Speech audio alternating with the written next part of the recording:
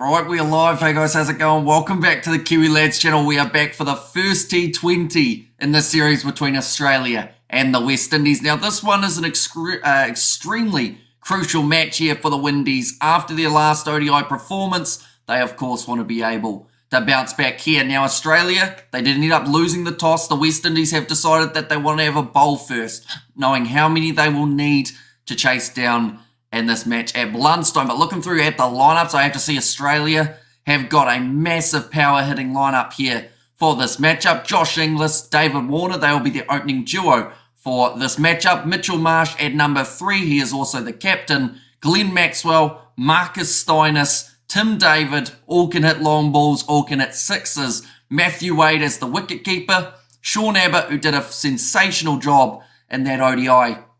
I believe it was the second one where he really stepped up, got a lot of runs on the board, and also managed to get himself a few wickets. Adam Zampa, Jason Behrendorff, and also it will be Josh Hazlewood. So he hasn't really had too many breaks. I know he missed the he played in the second ODI. He did miss the first and the third, but he's going to be back ready to go now for this T20. I shouldn't have tried to drink while still talking. That was a big mistake. And now there is water everywhere, but I hope you guys are all doing well. We've got Hi and Hamish. Welcome in, Robert. It is a very late start for you guys in America and the Caribbean. Hi, Hamish. I live in 14 minutes, says Brandon.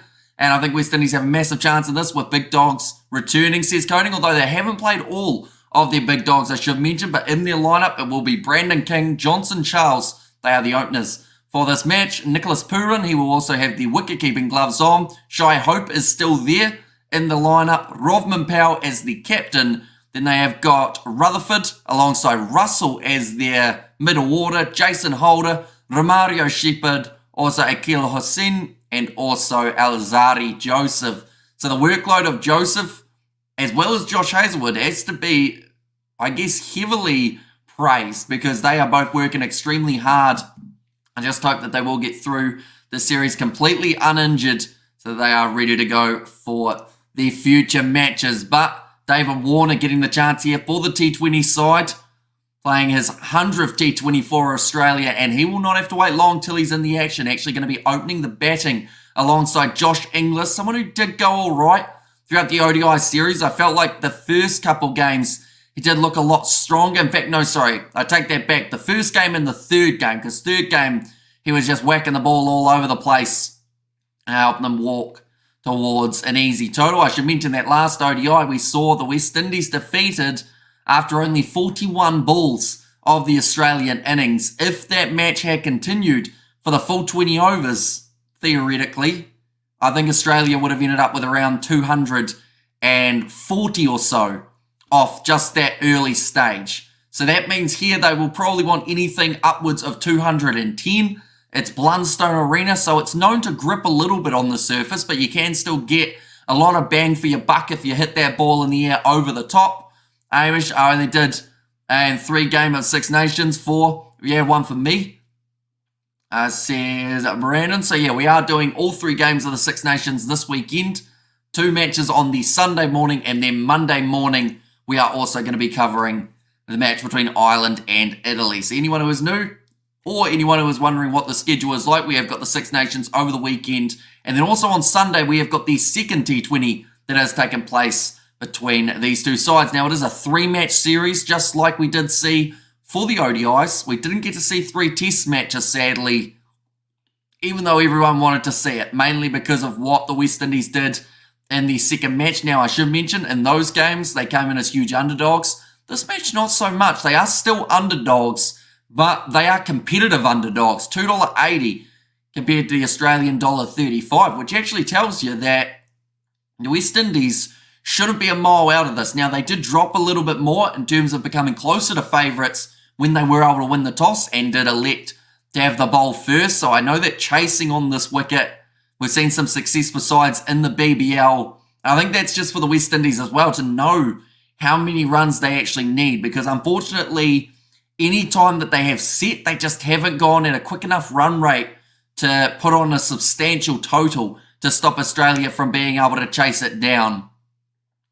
This one here, Australia coming in Of course, they will definitely want to get off to a great start. They are just showing Mitch Marsh there, the captain in this series. Also, I should mention Glenn Maxwell back in there. Marcus Stoinis back. Matthew Wade. There is a lot of power for the Australians, and they'll be looking to use every inch of that throughout this first 20 overs. 6 overs of the power play rather than the 10 that we did see for the ODIs.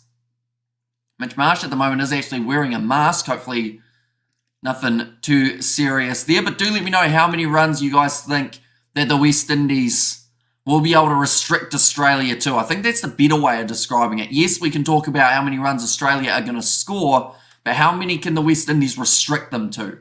208 is my prediction, but I feel like Australia would be disappointed to not get past that 220 mark in this match. I'm Hamish, just wake up. And because I'm going to be awake at 7 a.m., start Saturday night, then end on Monday morning. Wish me luck, says Brandon. So good luck, Brandon.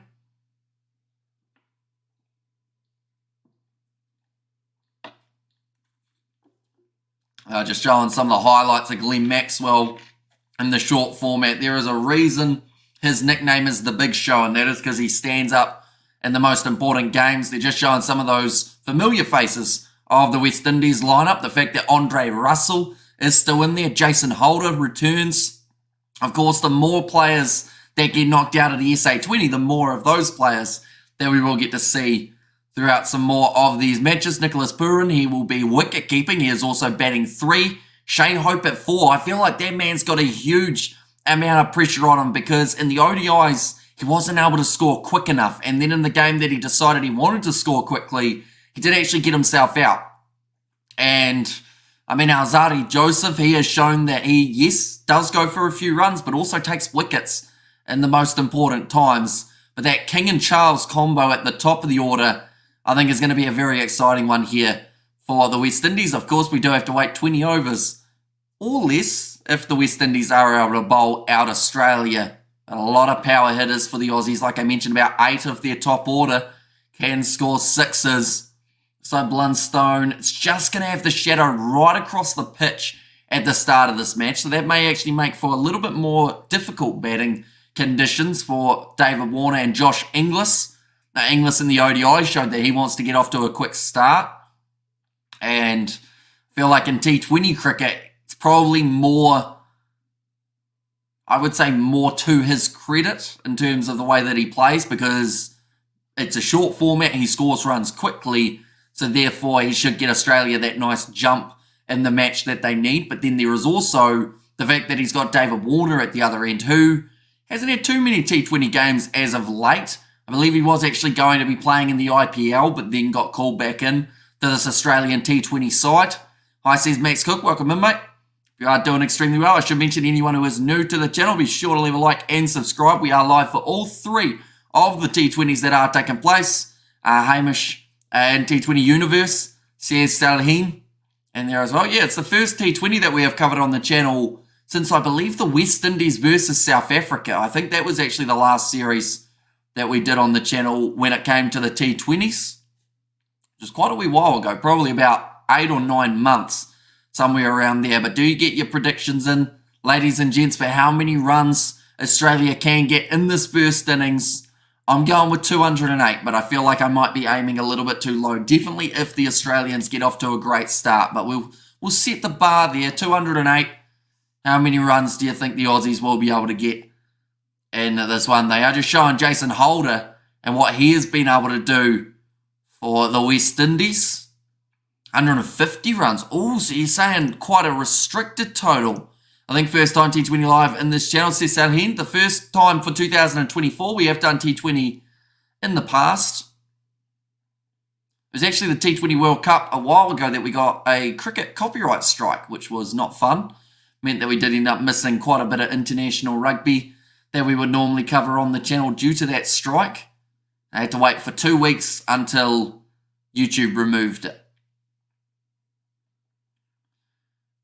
We are very close to the national anthems now. The West Indies looking like a revitalised side, but they need a big comeback, or else this series may end up going the same way as the ODIs, and that is with the West Indies unfortunately struggling. They haven't been able to put the results together ever since that second test match. ODI series went down 3-0.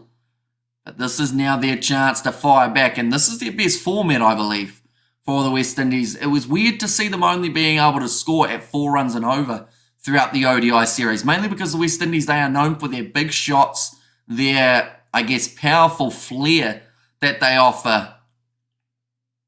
But I think that they'll do all right here. I'm hoping anyway. The fact that they're chasing, I think, will help quite a bit. Although saying that, they were chasing in that second ODI match and couldn't quite get it going the way that they needed. But now, it's going to be exciting. I feel like T20 cricket is Warner back. He is. He is going to be opening the batting alongside Josh Inglis, Mitch Marsh at 3, Glenn Maxwell 4, and then Marcus Stoinis, the big man, at number 5. So, top order's looking strong. Then you go down a little bit further. You got Tim David, Matthew Wade, who both have power for the Hobart Hurricanes. And then you've got Sean Abbott, who in the last ODI, as well as the one prior to that, has shown that he is in some tremendous form. That second ODI, smashing a new high score. I think he's going to be definitely a dangerous option with the bat if they do need him. I don't even think Australia will get that many wickets down, though, unless a couple of the West Indian bowlers really step up and take it to this Aussie attack. Afternoon, Kiwi lads.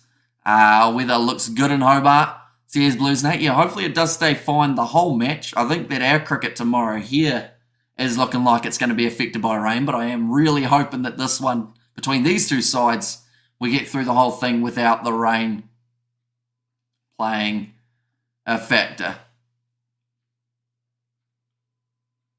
3 minutes away. They must have national anthems at the moment. I know that in New Zealand we get a lot of ads during the cricket, unfortunately. We don't really get to see all of the build-up or all of the whereabouts in between overs or after wickets fall. We kind of only get the highlights. And currently they're advertising Powerball. New Zealand thrashed South Africa in the first test, says your mum, as they should have. I mean, at the end of the day, South Africa having 6 debuts. Like, it was always going to be tricky for them. New Zealand probably made that match go longer than they needed to, per se. Like, they could have won it, I believe, pretty easily earlier, but they decided that they wanted to have another bat, wanted to get a little bit more time under the belt. So I can kind of understand it for the sake of getting some more time in the series. Definitely with Australia just around the corner. Do you see Steve Smith have a place in T20? Because they think it's the best side for T20 World Cup for Australia. Says Coding. I don't know whether Steve Smith is very highly ranked in terms of the T20 for Australia at the moment. Yes, he's a great batsman, but can he score quick enough like the rest of this Australian lineup? Like, I'll read you through who they've got.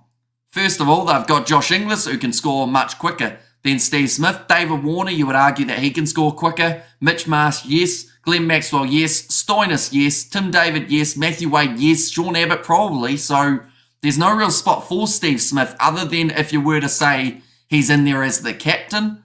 But I honestly feel like if it was a pick out of who's got the X factor between Steve Smith and Glenn Maxwell as my 4, I think that you would end up going with Glenn Maxwell. So the only other spot for him theoretically would be opening alongside Josh Inglis rather than David Warner. But David Warner now back in the T20 side for how long, no one knows. But this will be his 100th T20 match now, so a massive achievement for him. Who do you think will win the T20 World Cup, says your mum? I think that at the moment, Australia and India, they are definitely the top contenders around the world for the T20 format. England can cause some upsets when they get it really right. New Zealand are always relatively up there. And then you've got, you know, the likes of Pakistan or South Africa who maybe could cause the upset. But the opening combo of Inglis and Warner for the Australians, why Jake Fraser not playing in this? I think that they have decided for now that the better option is to bring in Warner for that experience. But, I mean, McGurk, don't get me wrong, he's a great young batsman, but I think sides are going to start to work out how to get him out. So it might be a case of giving him another season in the BBL to really develop his skills. Because don't get me wrong, when he hits the ball, he hits it hard and he hits it extremely well. But once sides work out the plan to him, I feel like he needs to add that next level of, I guess, adapting into his contest. Good evening. What time is Crusaders game this weekend? They are playing, I believe, at 6:30 a.m. tomorrow morning. Are you going to stream any matches from the T20 World Cup? We will wait and see, only because normally when we've tried to beforehand, we got copyright struck. But it is going to be Akil Hussein, and we'll be bowling this one. The West Indies fielded a significantly understrength team in the ODIs. It is arguable that the West Indies Test team had more experience than the ODI team, and this series will be much closer. I hope so. I hope that the West Indies can win at least one. Of course, with the Australians batting first here, they will really want to set a total of around that 200 mark, and the West Indies have to try their absolute best to restrict the Aussies under 170. I would say would be massive for the Windies. It's just about scoring at a quick enough rate, but here we go. Hussein will be bowling the first over. They have got the deep square leg. I believe also a deep mid-wicket, or almost a bit of a forward mid-wicket. Is it on Sky Sport? I believe it is. For that game, David Warner just clearing out a few people above the sight screen. And we are now ready to go. Warner on strike for his 100th match in a T20 kit. Here we go, David Warner. It's on the stumps. He's driven it and it's gone straight out to point. No run and a dot ball to start off this innings for the West Indies. Like they're saying, just with so much experience under the belt, David Warner. So he's got quite an open stance at the moment. Was on the stumps and once again will be no run. And Josh Inglis, anytime he has strike, of course, he will look to be an extremely aggressive batsman in the way that he plays. Just saying, a little bit of slope on the pitch will actually help the West Indies bowler Hussein here. They've got the 4 men out on the offside. That was Marsh at the toss on Warner. Oh, a little bit over pitched, and Warner gets it through a gap. That'll be 4 runs. And he has timed that one to perfection. Got it through the big man, Andre Russell. It's Marsh at the toss on Warner. Marsh at the toss on what is why is Marsh playing with COVID? I don't know, to be honest. I feel like there are better options that they could go with when players are sick, but they seem to still play them in Australia. There's a regulation that says they can. Now Warner, he's had it down the ground. There is a fauna there. He hasn't timed it. Fielded there, I should say. But Jason Holder almost got himself a catch down the ground extremely early on. Who was at the toss, Marshall Warner? I didn't actually get to see the toss. I just know that they lost it. So whoever it was didn't actually get to decide anything anyway. Warner has become the second player after Ross Taylor to play 100 matches in each format. So he's going. So yeah, massive achievement for David Warner.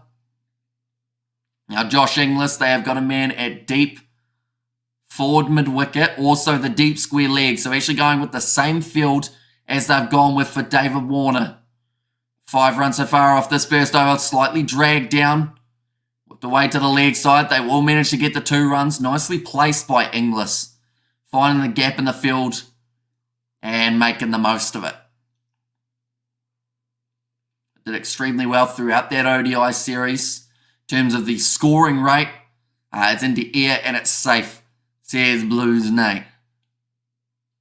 Now last ball of Hussein's over. No run down the ground. Decent enough. And I got all the back channels, says Robert. And I was very good. How's your cricket going? Says Shane, it's not going too bad overall. We haven't had too many rained off games, which is always a bonus. Mainly because last year I think we had about 7 or 8 games that were rained off. This year I think we've only had 2. So, you know, I'm optimistic. Although saying that, it's supposed to rain tomorrow. So we might get rained off for that one. Thought New Zealand Strange didn't give South Africa a follow-on. What do you think? I think it was more just to give themselves more time with the bat in hand.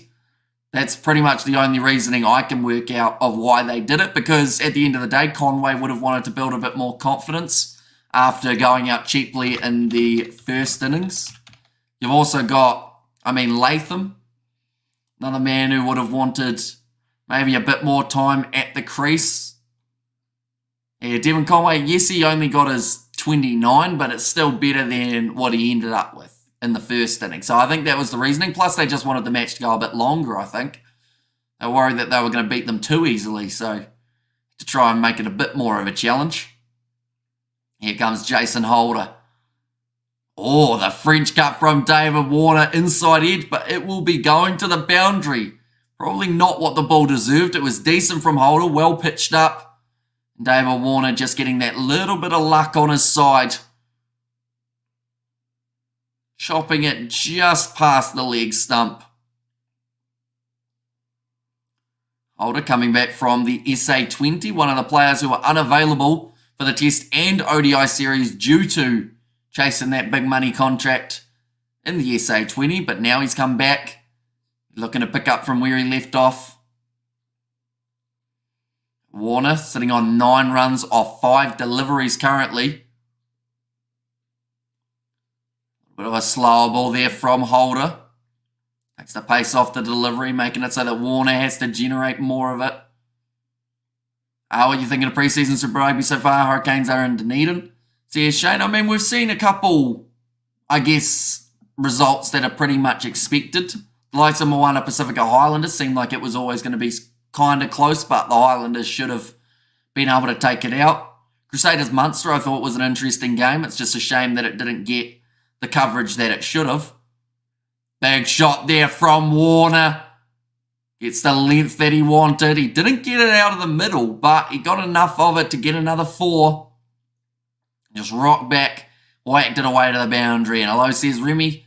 SA20 League is over. So any senior SA players will return for the second test, says Coding. Yeah, it's interesting because New Zealand have never won a test series up against the South Africans. And now they're in the perfect position to be able to do so. So, yeah, it will be very interesting to see how that second test match does end up going. I think that it is starting 2 days' time. Oh, Warner moves across his crease. And he has now got himself another 4. One bounce 4, steps across the leg. Across the off stump. And then just kind of ramps it up. I think on 17 off 8 deliveries.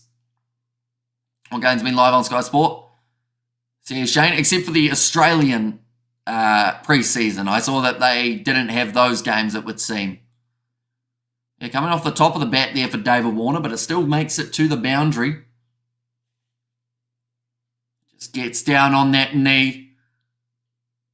Next test is Tuesday, says Shane. Okay, so they get a little bit more of a break, which is quite good for the players.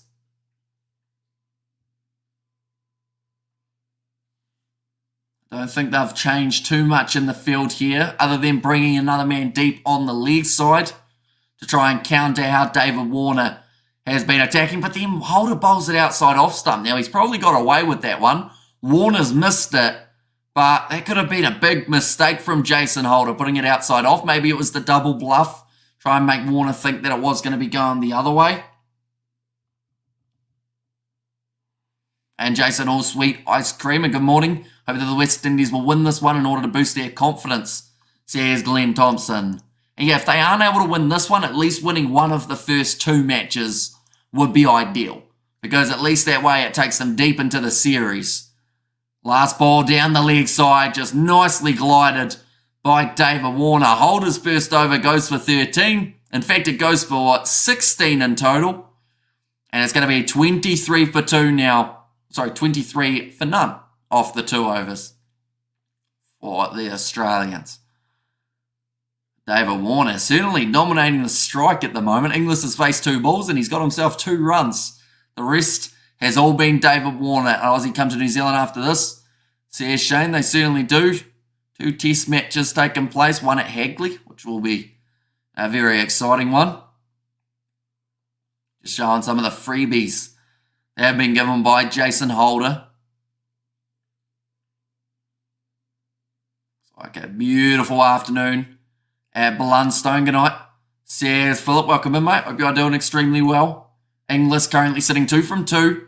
West Indies winning the toss and electing to have a bowl. Current run rate 11.5. So Australia have got off to a good start with David Warner. Will Aussie send full test strength side to New Zealand? Yep, they will. And yes, they've announced it too. And yeah, it's a strong side Just going too fast already. Nicely cut away there through the gap misfield from the West Indies. Unfortunately, that can happen a little bit when you've got a few of the older players in the field. They don't quite look as, I guess you could say, as nimble. Like we'll see here. Yeah, unfortunately, Australia Joseph, in fact, it was, who wasn't able to get down to that one. And already it is another boundary for the Australians. They are chasing 60 to 70 runs here off this power play. Josh Inglis throughout the BBL had a strike rate of 127. Got 238 runs, dragged down. Time it's going to be worked to the leg side. Is Warner coming? Says Shane Hayes. I don't believe so for the Australians. I believe he is still left out. I'll get it up for you. So in terms of the top order, they've still got Steve Smith. They've got Marnus Khawaja Head, Cam Green, and Matty Renshaw is also in the squad. But yeah, no Warner, seeing as he's retired. That's big from David Warner. And another 6 runs for that man of his career. Throughout his 100 matches, he has certainly got a lot of them. Adds another one. He's up to 27 runs off 11 balls. He seems like he's still got it. Good commentary says, Herbert, thank you very much. Has New Zealand been an Australian home or away test series? I believe so. It's been a little while, though, since it's happened. But unfortunately, half volley pitched up there from Hussain, and it gets blasted away by Warner. What's the follow-up ball? Outside off stump, lofted by Warner. Over the top. This will be another 4 runs this time out through cover. Right. 15 runs from Hussain in just his first 4 balls of this over. They decided to back him and give him a second over in a row. Catch the ball. Looks naked out there. Says Blues Nate. Australia will make 275, says changing lives broadcast, and Warner in God mode. He's going, well, he's certainly striking the ball beautifully already, David Warner. He only had that one miss hit where he was almost caught by Jason Holder, but he was not. And because of it, that's bad. Down the leg side, well fielded though by Australia Joseph. And just to cut it off, that could have been a guaranteed boundary if Hussain had got it either side of Joseph. Australia 200 plus, says Shane Hayes. Be sure to get your predictions in, ladies and gentlemen, of how many runs Australia will make throughout this innings. Now a big full toss hit down the ground from Warner. There was a call to catch it. I believe they'll just get back for the nice easy 2 to close out the over, but an expensive one for Hussain. The must match was good last Saturday, says Connor, and that was close to see his Blues Nate. Will George be round to your place tonight? The time it takes to get from his place to yours take longer than West Indies innings. And the one-day match, says Kiwi Gamer, so he won't be around tonight. Oh, it was close to a chance there for the West Indies bowler. And T20, you love watching first class, says Sudip, and also Warner 100, says Shane Hayes there. And at the moment, the way Warner's going, it would only take him about 30 balls to be able to get to that 100. Maybe a little bit more. Maybe we'll say 50 deliveries. We would end up seeing Warner get to his 50. Of course, with less men out, though. Here comes Australia Joseph here now. 32 wickets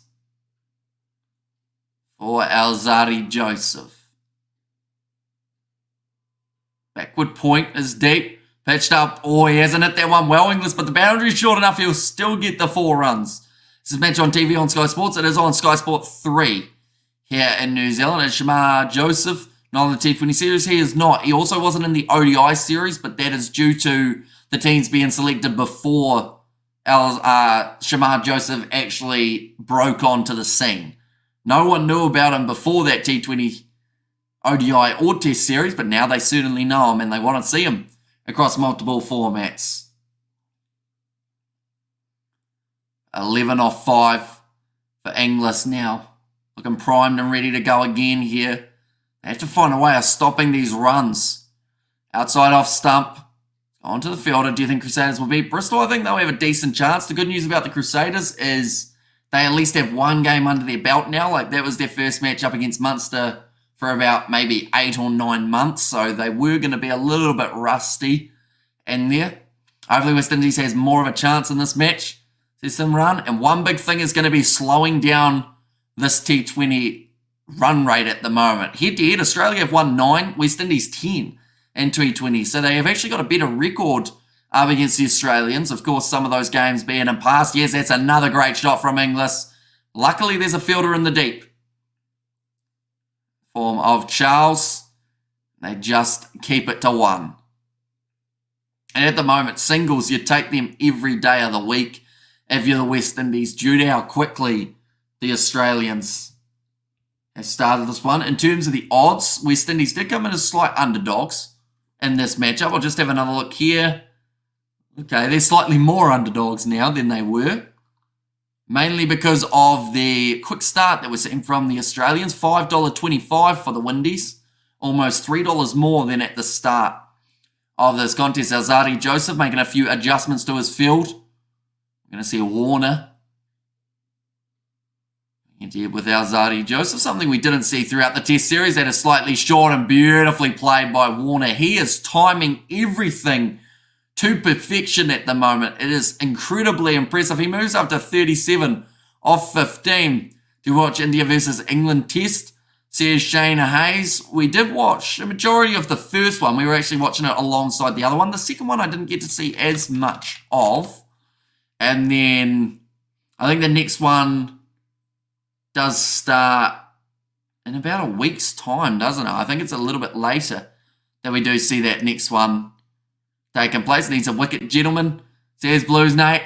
Warner nicely played to the leg side. Sensible shot for the single. Moves up to 38 of 16 balls. 3.5 balls.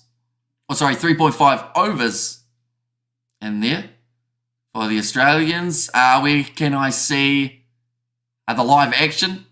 As in see the stadium and the players, says Shane. So your best bet depends on whereabouts you are in the world. New Zealand, it is on Sky Sport. I also believe it's available on the TAB. In Australia, I think it's on Fox Cricket. In the Caribbean and USA, I think it may be on Willow Sports, but I could be wrong there. Oh, it's hit Inglis right in the spine as he tries to play the pull shot. They will manage to scamper through for the one leg bye. Can tell us what shots are being played. So that one was the pull shot. But he did miss, unfortunately, Josh Inglis. Needs Warner wicket ASAP. He's scoring too fast, says Phillip. Yeah, he's just played extremely well so far. 7 fours and 1 6. The current partnership sitting on 51 of 24 deliveries. So getting off to the greatest start that they could have here, I would say, Australia. And if they keep this partnership intact, it's going to be a pretty big total that they will be walking towards. Yeah, we'll see 300 plus by, I don't know about 300 plus. 300 plus, they'd need 15 and over all the way through. I feel like that would be just a little bit too high for them.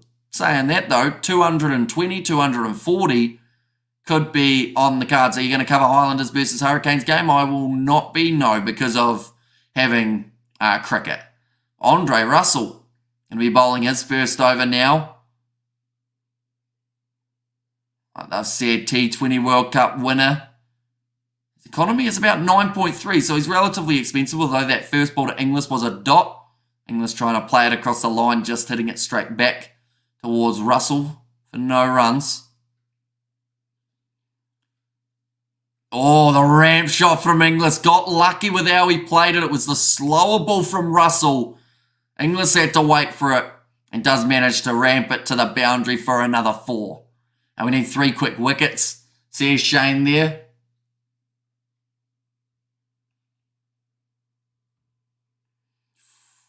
Yeah, Yorker on the off stump. To be honest, it wasn't a bad ball from the big man, Andre Russell, but just missed time. I wanted to go about limited tickets. Says Shane. Russell was 3 for 19 off his 4 overs, including 13 dots. Including, an economy of less than 5. Oh, Inglis has just had a swipe at that one. It's gone to the fielder. Oh, and it's hit him as well, Inglis, when he's run through, but he did hit it out mid-wicket way for 1.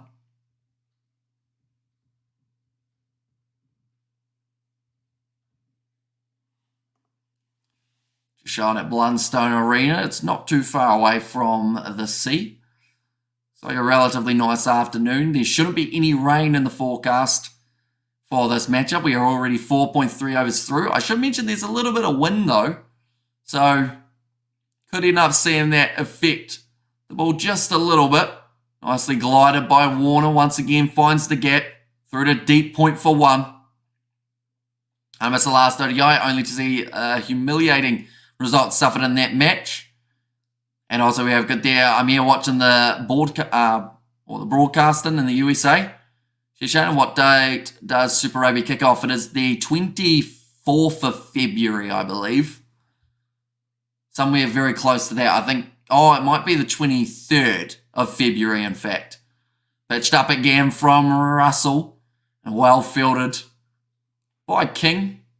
Of course, he is going to be at the top of the order as well. Russell being the most economical bowler that we have seen thus far, manifesting a wicket.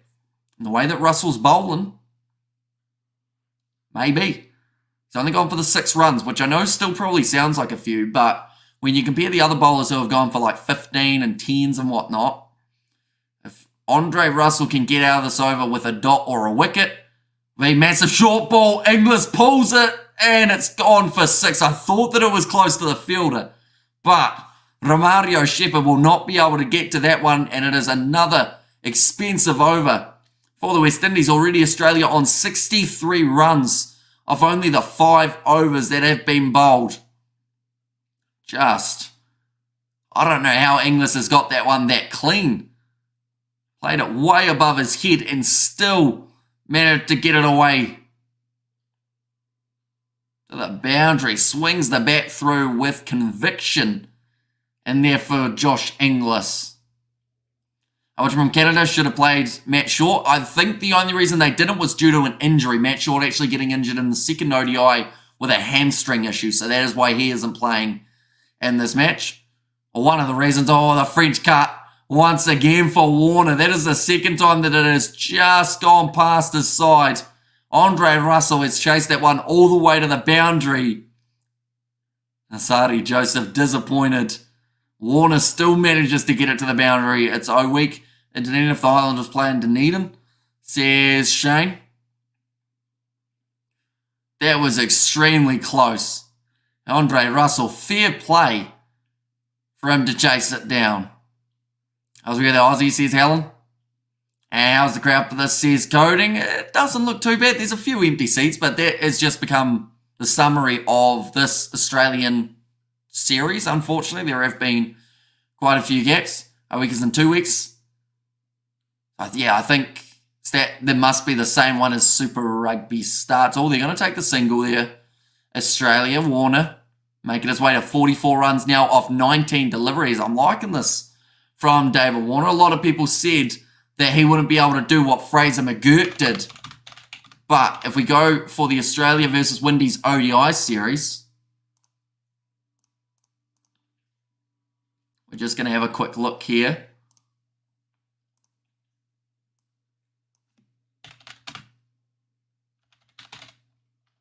It sounds like they're talking about Jake Fraser McGurk. Will be a dot ball. Second ODI. Do we get to see it? No, it doesn't want to tell us. But I believe Jake Fraser McGurk got about 40 runs off around the same amount of balls that David Warner has faced. What happened to Smith? They don't normally pick him in the T20 side of things. I was in like 2 weeks.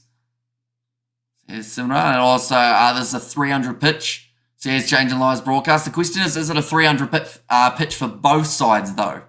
Or is it just because Australia have got so much power? That's another good shot from Inglis, just lobbing it over the field. Another 4 runs. Any ball that doesn't go to the boundary at the moment is a good one from the Australians. I know my presence brings some good luck to the Windies for a good win, says Philip. And also Smith has dropped or he's taken rest. He's not actually in the T20 squad. So I guess he's not really dropped, but then he's also not really resting either because he just wasn't in the team to start with. Mitch Marsh, of course, the captain. They're up to 72 runs at the moment off the power play here for Australia, and they have got 2 balls remaining. One of these ones could go to the boundary. Big full toss, it should have. But it's actually going to be probably one of the best balls for Alzarri Joseph. Just getting hit for the 1 run, which at this point is not a bad thing. Avoiding 77, targeting 70 metres, easy 4s and 6s. What do you think of the South African team? I mean, it's great that they're giving some young guys an opportunity. It's just not so great that, unfortunately, they had to give them all the chance at the same time due to the more experienced players taking the short format option. Right, last ball. 6 for Warner to get his 50. Can he do it? He's slightly pulled that away. It's going to be nicely placed again.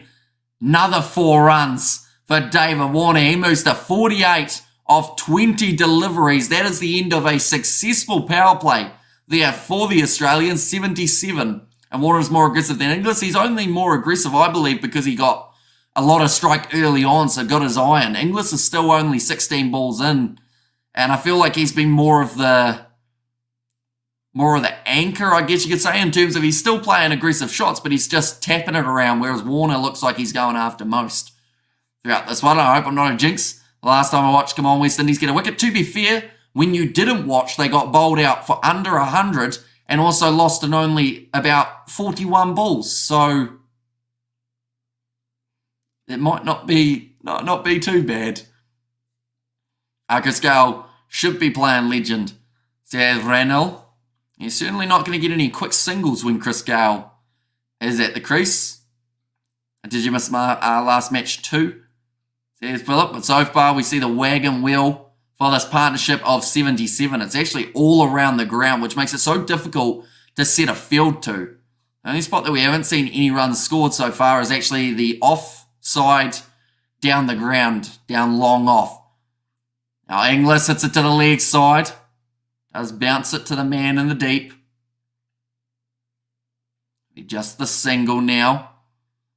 Shepherd has come in to replace Andre Russell, who was having a good over up until that last ball. I had work, so I had to miss it. Hospo hours suck. Australia, one team I want to see live, says Shane. Are you going to the Hagley Oval test, Shane, out of curiosity? I feel like that's about as south as you're going to get them for a while in terms of the Australians. Unless they got a match in Dunedin with the T20s, but I don't think they do. Let's go the Windies. 317 in Brooklyn, New York, says Marlon, and take it, boys, Aussie all the way. Says Helen. Out wide, it was half a chance. What happened there? Shea Hope got a good hand to it.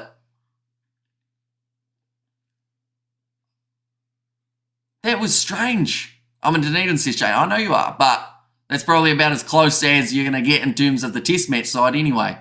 But Shea Hope, I swear he pulls his hand out of this. Oh, it just hits him on the bottom finger. Just half a tickle. Yeah, it did look like a really weird one. It kind of slapped him in the hand and then it bounced back out. But Warner has a little bit of luck and now he moves to 49. Oh, ramp shot from Inglis. Time that very well, gets it over the top of Jason Holder, but he will be able to chase it down and keep it to just the 2 runs. Next game here is White Ferns versus England. Says Shane, and who plays the best cricket shot in your opinion all around the world? I mean, there's a lot of great batsmen. Ones who I quite like watching at the moment, definitely from those recent test series or a little bit earlier for South Africa, was Aidan Markram and Cal Rahul. I feel like both of them still have some very good controlled shots. Catch the ball, come on, says Blues Nate. And there as well. But currently, Shepherd only going for the 4 runs of his 3 balls. That is about as economical as we've seen for the West Indies at this point. It's weird both of us missed the last match and we lose badly, which means someone else is a jinx. I should mention, I have been here for all of the games, and the West Indies lost all those games of the ODI, but I was here for the test match. So I feel like that helps a little bit, saying maybe I'm not the jinx. Maybe I am for the ODI series. Yeah, that's it. That's a chance for Shea Hope that should have been taken to get that wicket of David Warner. Well, the Six Nations games this weekend: France versus Scotland, England versus Wales, and Ireland versus Italy are the three games.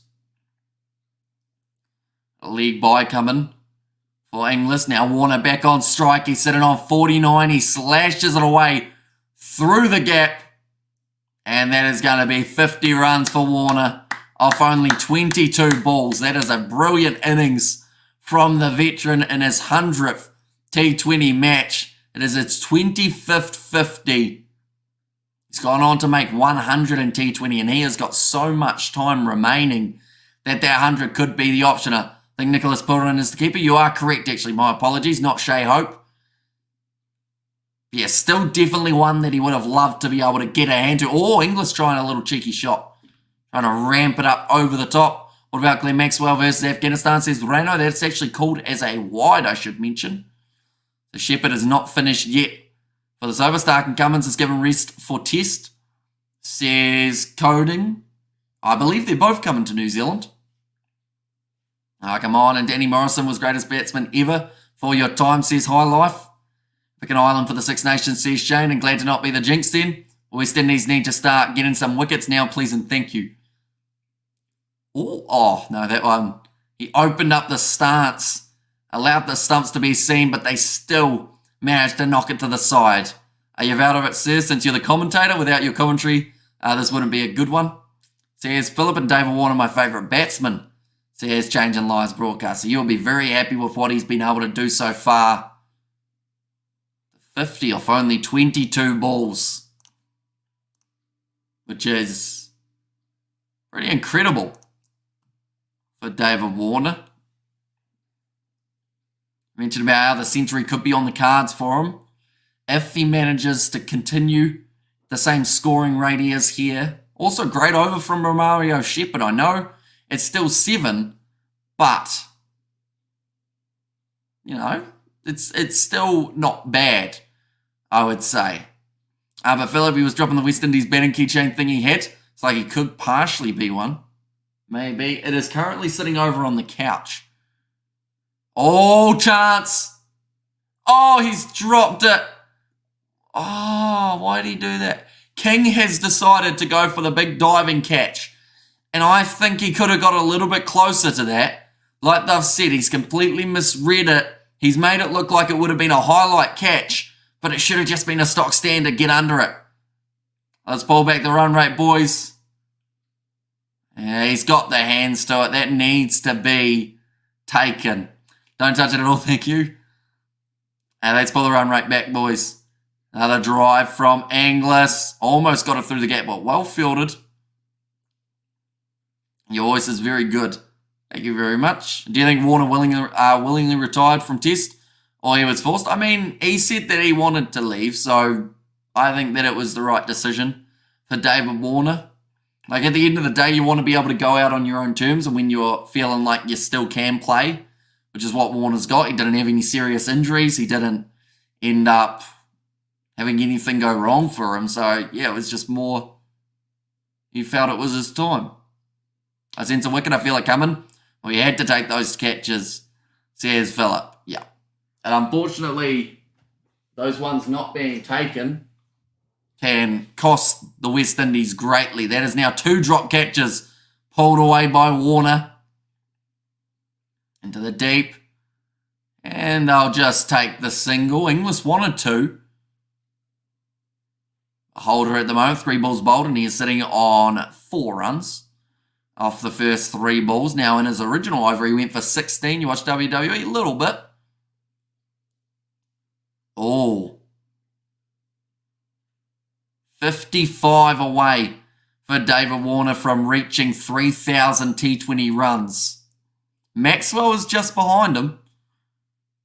Pitched up. Oh, that is close to going through. Another inside edge for Josh Inglis. West Indies are going to have a huge run chase, says Shane. Yep, I'm thinking 200 here is what we're going to see Australia get to. Now, I will mention, it looks like the slower balls have been a little bit harder to be able to work away to the boundary. Inglis Thought he was pretty close to getting bowled there.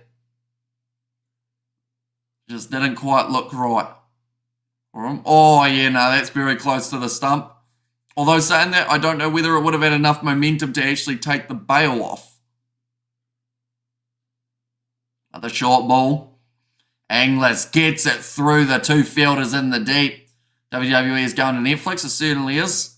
That is another great boundary. 8 runs for Jason Holder in this over. And Inglis, he is starting to close in on his 100, or sorry, his 50. Partnership between these two is up to 93. Right. I've got the West Indies little bat. Here it is. Let's see what happens. I feel like I need to hold it in a different way, though. What else could I put it on? Oh, it's slower. It's a wicket. Holder gets the wicket of Inglis. 1 for 93. Right versus Roman main event at WrestleMania, although it doesn't sound like that's happening anymore. It sounds like it's going to be instead maybe Roman versus Cody. Yes, let's go, says Blues Nate. Jinx, says Aladians. I saw some report Melbourne Rebels will merge with Moana Pacifica. Thoughts? I don't know why they'd do that, to be honest. That bet works, says Marlon. Like, I feel like the Rebels, like, merging with another Australian side, yes, but merging with Moana Pacifica, I don't think would actually help either team. Like, yes, it will help the Rebels because they'll have a team, but I don't think Moana Pacifica, like, it's going to help them in the long run type thing. Yes, let's go. Well, I guess, but you know, I wonder if he ever mentioned who he wants to win, says Philip. But yeah, maybe the keychain has actually worked this time. I think that was almost the very next ball. So we'll put that over here for now, just in case we need it. But Josh Inglis, WrestleMania sucks now over 2 nights, says Shane Hayes. Well, I know a lot of people who prefer the 2-night format rather than just the 1 night so that they can see more people getting the chance. Yeah, Inglis disappointed to go out to the slower ball there. Like they've said, they've still got the team off to a great start. Mitchell Marsh now making his way to the middle. Now that man is currently unwell. Warner wicket is next. And we're going to see a slow run rate. Nicely cut away by Warner. That will find the boundary again. Perfectly timed with the backwards cut. Just gliding it down to the boundary. I just don't drop it. Philippi remains impartial most of the time. Now, I have a question. Does dropping it count as putting it on the desk lightly? Because I have now put it down. So hopefully it doesn't count. But Romario Shepherd set the way to the boundary for the very first ball. Warner just seems like he's got all the time in the world to find the gaps that are available. Oh yeah, that one's got him right next to his groinal area. Warner says it's skidded on a little bit. 141 Ks for Romario Shepherd. So actually getting that down there at a very good pace. David Tua versus The Rock, says Blues Nate. But Marsh, Stoinis, Maxwell, David, Wade, Abbott, all of those men can hit a long ball. This will be a very high-scoring game, says Helen Howe. It certainly will be. Nicely worked by Warner. Again, times it very well. This guy's delayed, just got the first wicket. Says Shane. It would be great if they can get Marsh out early. Definitely if he's unwell. I feel like, as bad as it sounds, the fact that he's unwell is an advantage for the West Indies, and they should make the most of the advantage. The Rock still do WWE. He recently made a return because they were going to do Roman Reigns versus The Rock. Then the whole wrestling community got very angry because they wanted to see Cody Rhodes in the main event. So then they kind of turned on The Rock, and then now they're kind of doing a story that says that Cody will get that chance, but I don't know how they're going to tie The Rock into that. But he is back for now. Fiji and Draw will be a good team, says Raynell. Played by Marsh, just forward defensive with that one. And that's the thing. We do know that Mitchell Marsh can face about 10 balls. He can score no runs off it. And then all of a sudden he gets his 50 off about 25 deliveries. And Marsh should be playing, or sorry, shouldn't be playing. I mean, we've seen it the whole way through though with players who have tested positive who still play. Cam Green in their most recent series. I think that Josh Inglis not too long ago was in that same boat. Drake Tim David, he was tried in ODIs and discarded, says Al Mac. I'll be honest, like Tim David's one of those guys that I think his bowling is probably his better aspect. And that's not to say he can't bat, because he does have a huge amount of power. It's just people know how to get him out now. So he doesn't get as many big totals with the bat as he used to, mainly because they've worked out what his weaknesses are. Right versus Roman at WrestleMania, says Shane, although they are, like I said, looking at Roman versus Cody. And that's where your two-night thing, Shane, even though you don't like two nights, that might be how you get both of those main events. That'll be 6 runs from the over. Very good bowling from Romario Shepherd. 11 runs so far per over for the Australians, sitting on 99. Scoreboard needs to update a little bit more. I think it's going to just stay there for now, though, while Marsh is on 0, but he is now on 1 of 3 deliveries. 22 of the last 3 overs for the West Indies. So after the power play, we haven't seen anywhere near as many runs being scored for the Australians. But we still know that there is a lot of power to come. And I'll be honest, anything under 200, I think Australia will be pretty disappointed about. Bailey versus Eo Sky, says Shane. Here comes Andre Russell. 2 dots in his first over, but he did end up going for 12 runs off it. Something that hurt pretty heavily was the fact that we did see the 6 runs off the final delivery. Here comes Russell again, driven by Mitch Marsh. Well controlled. The Rock cut a deal with Cody Rhodes to fight Roman at WrestleMania. Says Blues Nate. He did, but then The Rock started getting death threats from WWE fans as well as his daughter, which I think was pretty messed up. And then they decided maybe that's not the best idea to have The Rock in the main event. Personally think it will be a triple threat match, Reigns versus Rhodes versus The Rock. I mean, that's what people are thinking, but then it makes no sense for Cody to take that because he knows that those two are now going to be slightly in alignment because of the last promo. Match not going to last long, and Warner will soon. I'm seeing it and I'm backing it, says Philip.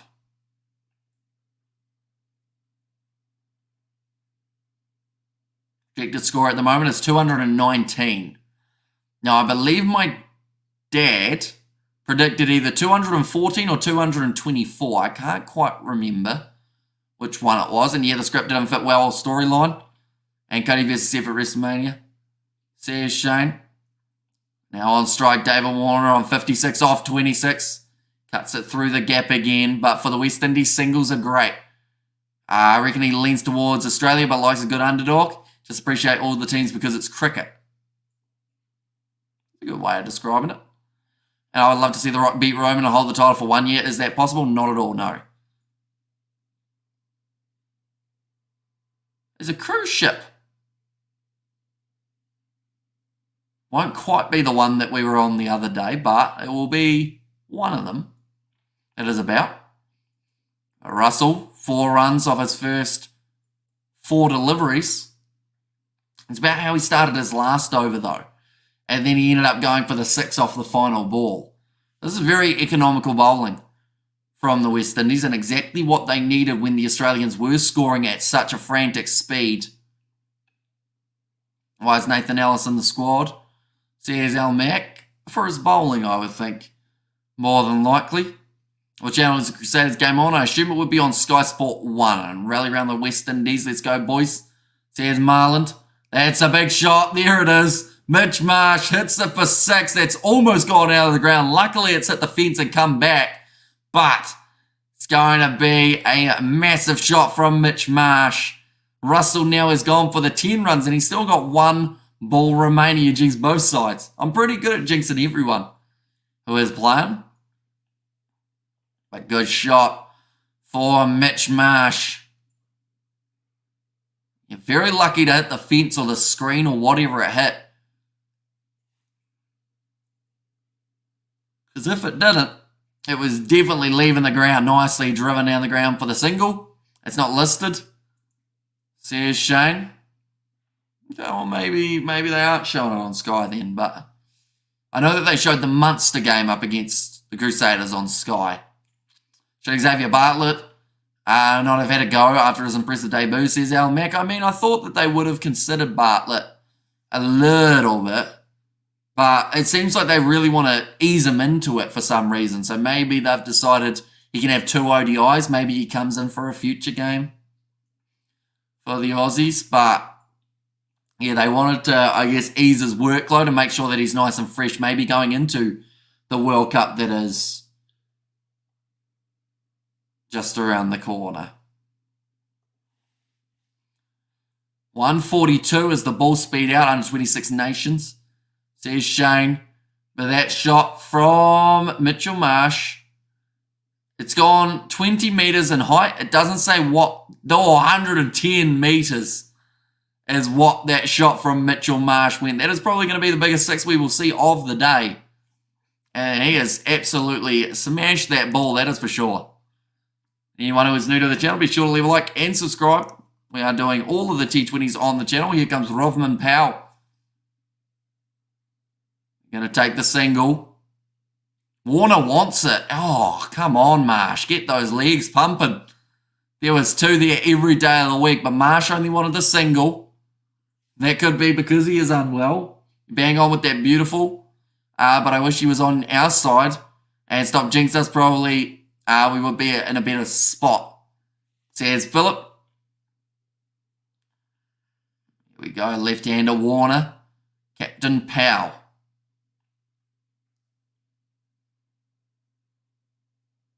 Good chance here. Get it to go across him. He's chased it. Hit it straight to third man and Jason Holden. No run taken for David Warner. He has slowed down. Funny program today. Sip was disrespected at God's level by Roman Reigns. Says Reynolds there. And your favourite WWE superstar? I'm not sure if I have a favourite. I feel like I'm very much impartial in most things that I do or watch, to be honest. Bag full toss. Marsh just throws the hands at it for the sake of another single. And that time it was Warner who did chuck it out wide. 58 of 29 now Warner sits at. Warner retiring after the T20 World Cup? I would say so. Like, he was pretty much retired anyway, but then they ended up deciding to bring him back. At least he jinxed both teams and not just the West Indies. So it's a bit of a win. I guess so. How far Warner hit the 6? So Warner, his 6 was only about 70-something. Marsh's that he just hit was 110. Hate the judgment day, says Shane. How come? Why don't you like them? And if you don't like them, they're kind of doing their job well then.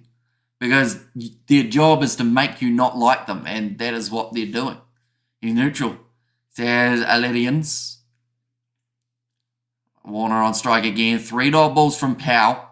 Good start to the over for the captain. A little bit slower. Warner hits it down the ground. Out to the man in the boundary, Australia. Says Max Cook. Another single. This is a great over from Powell. Only the 4 runs off it. Exactly what they needed in this matchup. Hamish so neutral, my favourite side sign of a great commentator. Says Coding. WWE is just violence to me. It's probably lucky you don't watch the UFC then, because that is even worse. Because they can't win without backup. Says Shane, sounds like you're describing Roman Reigns, Shane Hayes. 10.5 as the run rate. Big. Oh, I thought it was a full toss, but it actually dipped down a little bit. They should get the 2 here. And they do manage to do so. Only the 6 runs off the power over. West Indies slowly bringing this one back. Bill Goldberg's friend's name is Des and Troy. Best beers ever. Says it was there from Blues Nate. Steve Smurf. Sorry, not Steve Smurf. Steve Smith. A first choice T20 player. Should the team be all hitters, says Al Mack. I mean, Steve Smith, of course, he's going to bring you that experience, but I don't think he scores at the run rate that Australia are after in their T20 format. Like Inglis, Maxwell, Marsh, Stoinis, they all score a lot quicker than Steve Smith. Yes, Steve Smith will give you a good innings, but, I don't think he scores quite quick enough. I think Australia like the idea of being able to score 230 in a T20 and then go out there and limit the opposition below 200. How do you think we will go against Australia? It'll be interesting. I think there could be a drawn match if New Zealand do score as slowly as they did up against South Africa. Since they whitewashed us in ODI, please jinx Australia to a whitewash. So we end the tour on a high. Gonna be hit down the ground. It's in the gap. Warner, misfield in the deep again. Unfortunately, it's gonna be the big man, Powell in the deep. It's actually the captain. And I've seen already coming back into the bowling attack and getting a boundary hit off him. They're saying just bowling flat and making it easy for Warner to get hold of it. Just, you need some sort. Oh, switch it from Warner. Gets it away again. It's going to be another 4 runs. The man's on fire. David Warner. Hey, Jed and Hamish. Says Zobi, welcome in. West Indies all up for 133. Says Reynolds, but now Warner.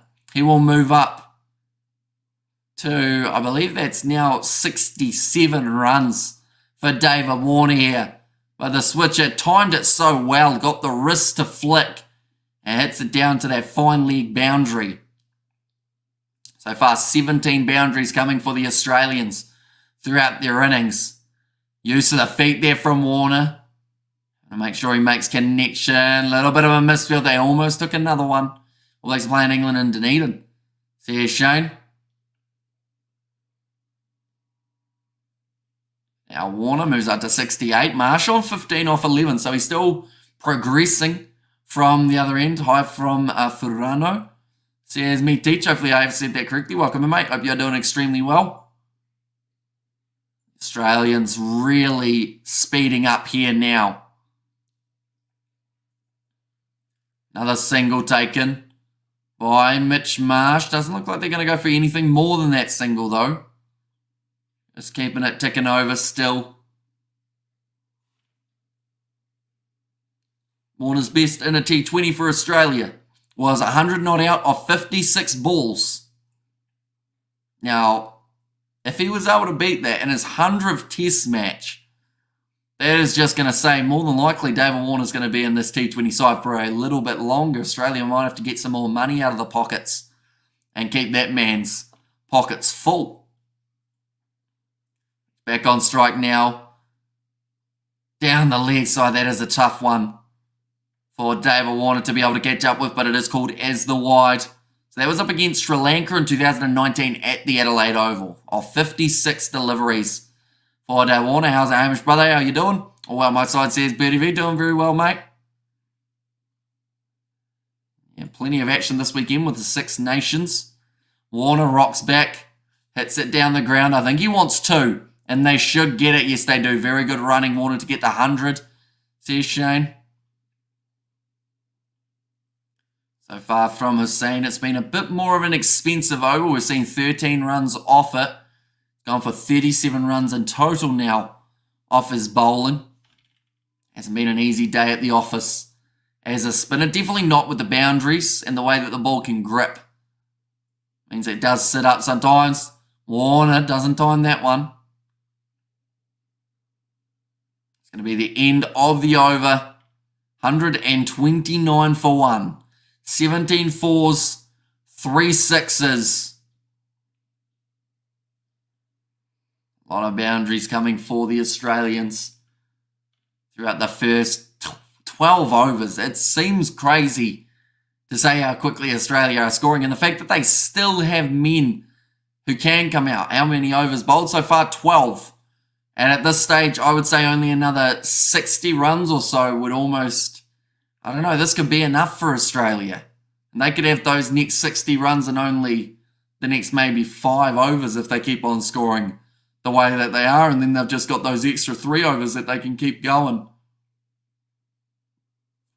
Mitch Marsh on strike. Alzari Joseph will be ready to bowl again. He's gone for 12 so far. 3 dot balls, but not getting the wicket as of yet. How's the weather your side? Here we almost going into autumn. Says Birdie V. So currently, I mean, it's not too bad. It's about 15 degrees, I think. But unfortunately, it looks like it's going to be raining tomorrow for the cricket, which is a bit of a shame. Hi, mate. Greetings from a very hot Perth. Warner will get another ton. Says CTP. It's the edge. And that is taken by Nicholas Pooran. A little bit casual from the wicketkeeper, but great reaction time from Pooran. Marsh will be gone. 16 off 13 deliveries. Stop jinxing, says Alidians. We're going to be raining sixes when we're batting, but yeah, just the outside edge. Pooran. Quite a casual take, and I'll be honest, if he had dropped that, I know that a lot of people would have been frustrated at him for trying to take it too casually. We've got there been hot and Eden. It's a shame, but that'll be the end of Mitchell Marsh. 16 off 13 deliveries. Now 2 from 129 runs.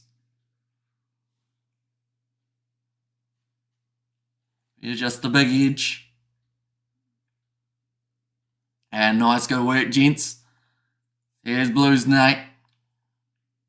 Yeah, just goes up for it. Straight into the hands. Marsh had a big smile on his face. I think he was a little bit disappointed, but I think he enjoyed the casual nature of taking the catch. Now Maxwell making his way to the middle now. 2,275. His best is 145 not out. He's had 10 50s. And even though there's only 8 overs remaining, there is still time to be able to get those ones away to the boundary. Glenn Maxwell, I'm delayed, says Shane, so the best thing to do would be to pause the live stream and then sync it so that it does match up so that you don't have anything spoiled. Manifesting no century from Warner. Nicely glided over the top from Glenn Maxwell, and his first ball will go for 4 runs. Slightly short of a length from Joseph, and yeah, just helped on its way. Good morning. I just woke up. If you are in Jamaica, you can watch the match on Willow Sports or on 10 Sports. Says Patrick.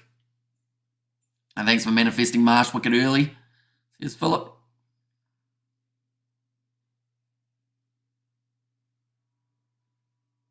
But just to make his way to the crease there for Glenn Maxwell. I'm on Sky Sports, says Shane. You may be, but it doesn't change the fact that you can pause. Hang on, it was a no ball for Alzari Joseph. I think it's going to be a free hit. What's the highest temperature normally in New Zealand? And summer's like 27 or so, probably. About as warm. Like sometimes you get 30, but that is on the very rare occasions. Like you're on average around 25 for summer, but no ball. Which now means it's going to be a free hit, and you do not want to bowl a free hit to Glenn Maxwell. Over Warner is next, Philip. Here we go, free hit. Glenn Maxwell doesn't need to overhit it, just needs to make connection. Pitched up, great Yorker from Alzari Joseph, and it will just be the single off it. Just finished work, go the Windies. Says Dane there and Century Warner, go boy. Says Helen Howe. Australia will declare when Warner gets to 300. Says Tony. The run rate still sitting at just under the 11 mark here. The Australians, which would mean that they result in around that 220 mark. My original prediction was 208, and I feel like maybe I was a little bit too low. There we go, another short ball. That's another wicket, and that's the end of Warner. Down the leg side, Warner was next. Simran. And I'm showing 2 for 135, but now Warner and Warner and Marsh both got in the same over. And let's go the Windies, and time for Warner to go, and it certainly was. Just tried to hit it to the leg side, and Pooran got the hands to it. I told you. Oh, Warner make 100, make a prediction, Hamish, finally? No, I don't think he will. Warner is gone, says Shane, and let's go. This is definitely a big wicket because now you've got 2 new batsmen at the crease. Yes, they are Stoinis and Maxwell, 2 men who normally can go from ball number 1, but it certainly changes the dynamic here for the Australians. David Warner, 70 runs. He'll be disappointed to go. He was hitting the ball extremely well. A round of applause from the crowd. Australia Joseph. Oh, Warner threw the gloves away. It's like two people going to get one of each of the gloves of Warner. No 300 Spartan for Warner today. I hope the new one comes on, or coming on, gets out early. Okay, so that would be Marcus Stoinis. Now, Marcus Stoinis, he spends a lot of time in the gym. He's a very big man in terms of muscly. So he's got the power, but precision might be where they can get him out, or luring him in to try and use some of that power.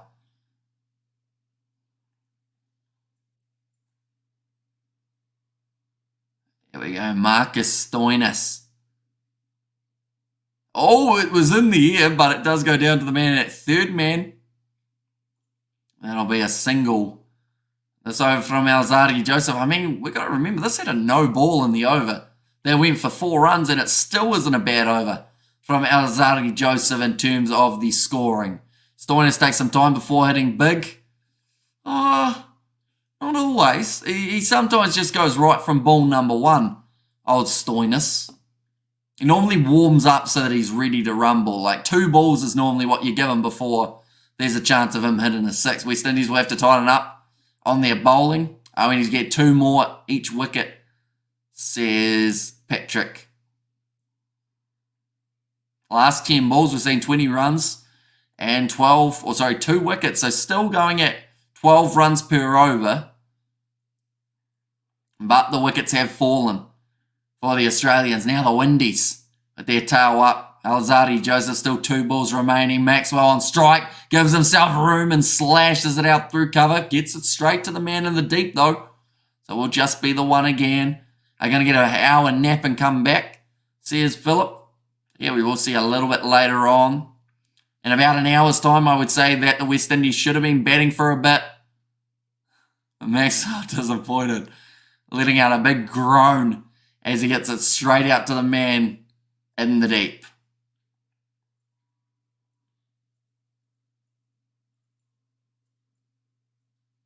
Last ball from Joseph. He's still got 1 more over that he can bowl after this one.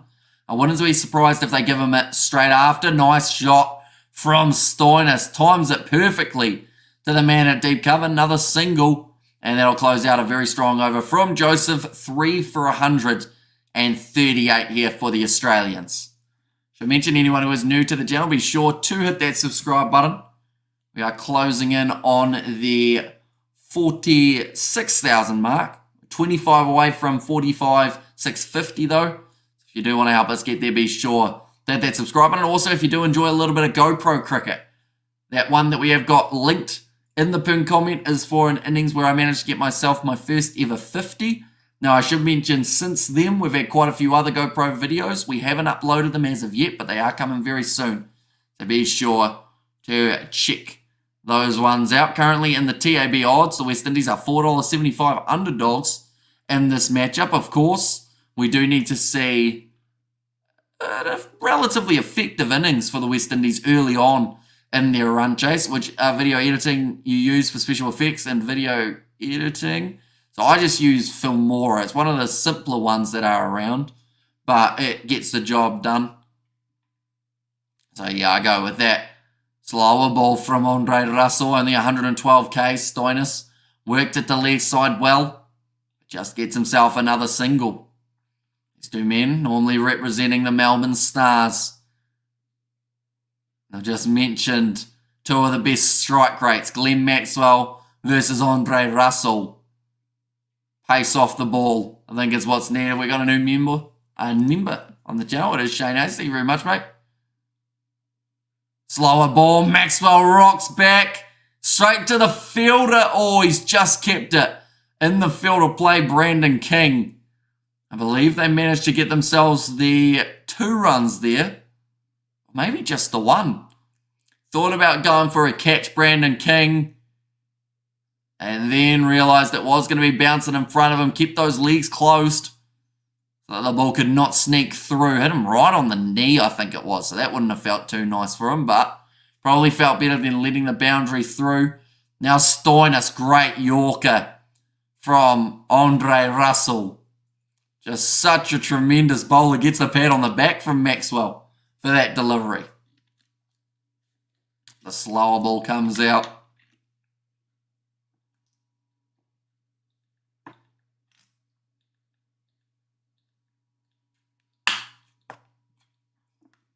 Stoinis actually had a bit of a smile. He's gone bang. Said that Stoinis normally takes 2 balls to get going. He's now hit a 6 on his 5th ball that he has faced. That one has gone out of the ground, ladies and gentlemen, from Marcus Stoinis, and it was the slower ball from Russell. He's having to generate a lot of the power himself, but that is something the big Stoin loves to do. That's a shot and a half. That one has gone miles back. Platinum member Shane Hayes says Blues Nate. Now the crowd looking for the ball in the bushes. Big 6 says Shane. Yeah, that one's got to be close to Marsh's 110. Might even be further. Can they find this ball though?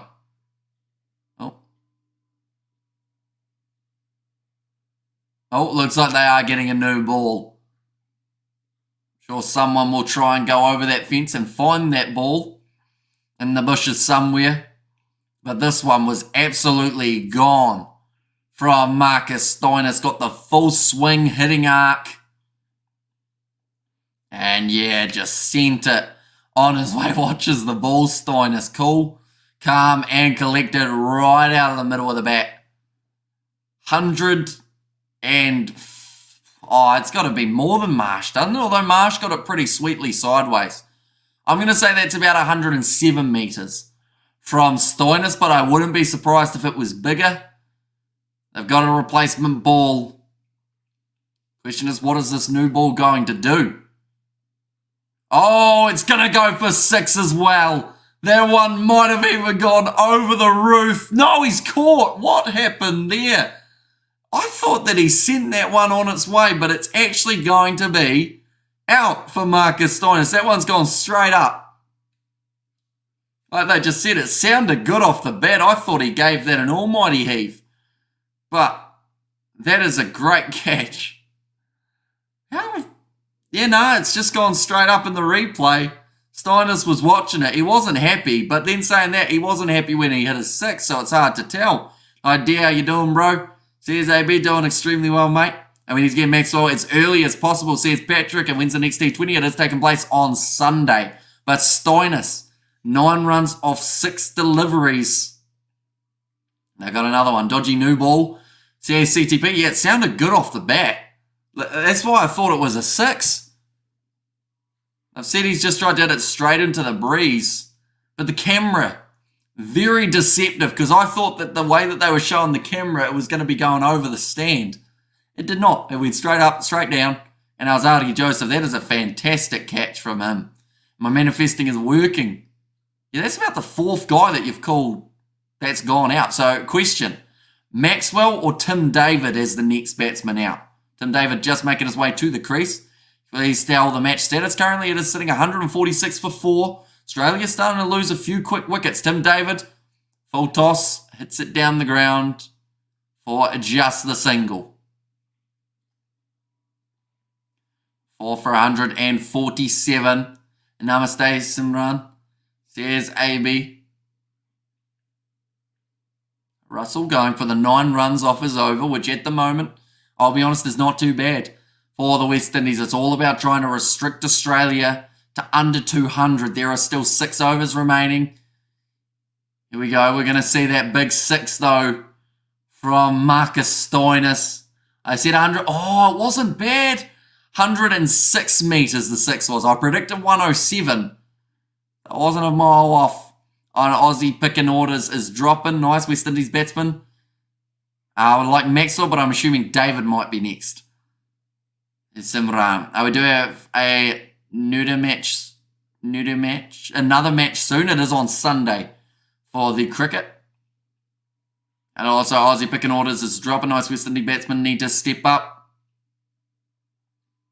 Now Tim David facing off with Hossein. Cuts it through the gap for just the one to deep cover. 180. There's Shane Hayes. Seems like an interesting choice to go with the spinny here, but I guess they're hoping that he'll be able to buy the wicket. 112 total, my prediction. CSCTP. Alright, so the field that they've got a deep long on. They've got a deep backwards square leg, I would call them.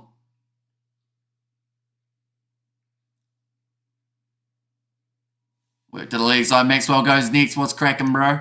Says Double G, welcome in, mate. 2 runs will be taken. Last 21 balls, 14 balls, 21 runs have been scored with a runs per over rate of 9. Shepherd, 2 overs bowled. He's only gone for the 13 runs. Powell's only gone for the 6 runs off his over, so it does seem weird to bowl your most expensive bowler again. I have it on TV now. Work to the leg side. Maxwell wants to straight away. Now, David's not the quickest man out there. So it does mean that they do just take the single. I told you that we need to get an early wicket, and they did it, says Patrick. Although, I guess early wicket in that partnership rather than the early wicket overall. I think the partnership between the first two was about 93 runs.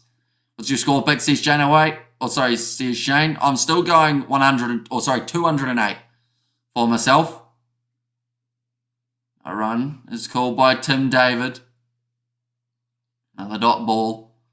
I think they were just trying to give Hossain a good over to make his figures look a little bit stronger than they were. Where's Fraser McGurkey is missing from the side. They did go with Warner, who managed 70 off about 40 deliveries. Tim David tried to give himself space. Well fielded there again.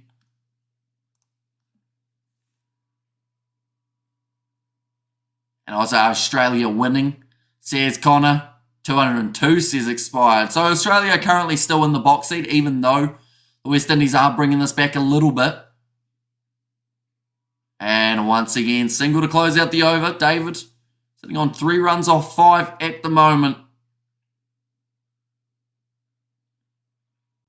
The run rate of 100. Oh, sorry, not 100. There's a big cruise ship. What type of ship is that?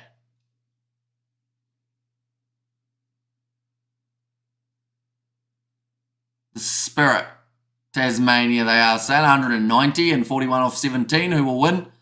Says Yogi. And I assume you're saying 41 off 17 for Fraser McGurk. So maybe they should have gone with him. But I think the reasoning behind it was they want to, I guess, hone his craft a little bit better, because or else the West Indies more than likely would have once again found the way of getting him out. Unfortunately, yes, he can score runs quickly, but if he goes out early, he puts you in that scenario of missing that great start that you're after. Slow ball from Romario Shepherd. Will be 2 runs taken. Holder fields it in the deep. Who will win? Are we a cruise ship in today? Says Shane.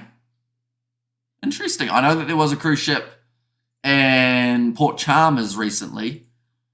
I think the smaller one goes to Dunedin. I thought it was cruise or Kerr on that cruise or on the cruise ship. He is on one currently. I believe he's in Taronga at the moment.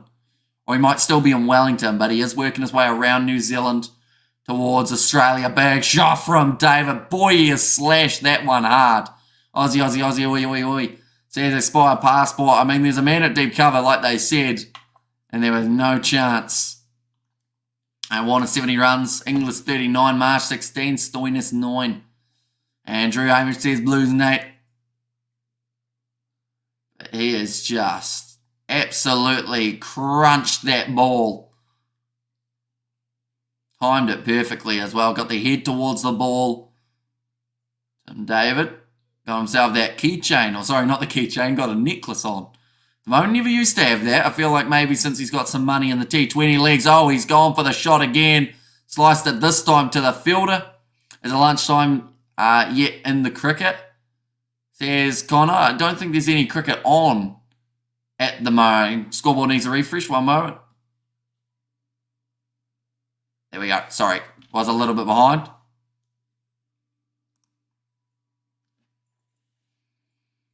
.56 The last 27 balls have gone for. Switch it from Maxwell attempted. It's probably still going to be a wide. Oh no, it counts as a dot ball because he switch hitted. It was still probably out of the hitting area. Otherwise, the scoreboard updated properly. Says Dunstan, it is now. It's all to do with where my mouse is. Pretty much if it is half a centimetre to one side, it doesn't update. If it's half a centimetre to the other side, it does. So letting out a little bit of a laugh as he tried to slap that one away to the side. Big swing, that's gone high, but he has not got all of it. Chance taken, and Maxwell is gone, ladies and gents. That is going to be a big wicket. Australia's starting to fall a little bit. Yes, they've still got batters in the sheds that they can use, but good take in the field from Brandon Smith, I believe it was. Or Brandon King, sorry. And nice, says Blues Nate. Maxwell shooing the flies away and still missing, no problem. A bit of help. Great take. Romario Shepherd. He hardly gave a celebration, but he has actually been probably one of the pick of the bowlers. Maxwell, 10 runs off 8 deliveries. This is the kind of comeback that the West Indies needed. I wanted him to be next woo. Well, now Matthew Wade or Tim David, that is the question. You've almost picked every single other one that I can think of.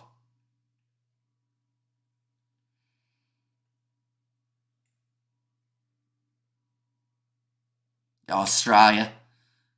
Says Immortal, but yeah, right off the toe of the bat for Glenn Maxwell. The slower delivery as well as with the breeze meant that you have better one. Says AB. Matthew Wade sitting on 0, off 0, of course, as he's just made his way to the crease, but he certainly knows how to turn that into a quick fire 25-30. Thanks, too kind. Nicely driven down the ground for Matthew Wade. Almost, he had to dive for it. Slid through very elegantly. Big cruise shipping today and Chinese New Year's tomorrow. An all stump wicket. Says Blues Nate, but that will be the end of the Shepherd over. He's gone for the 8 runs. Just the wicket falling. The last 5 overs, 44 runs and 4 wickets have fallen. So the West Indies, they have turned this game around. Currently in the betting odds, they have become $3.75 underdogs. They are getting close to what they were on at the original start of this matchup.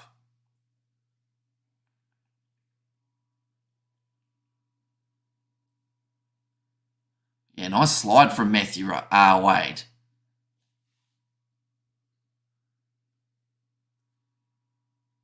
So, they've just mentioned slower balls has actually been what has caused the most wickets. So, I think that this is one of those pitches that you don't want to have pace on.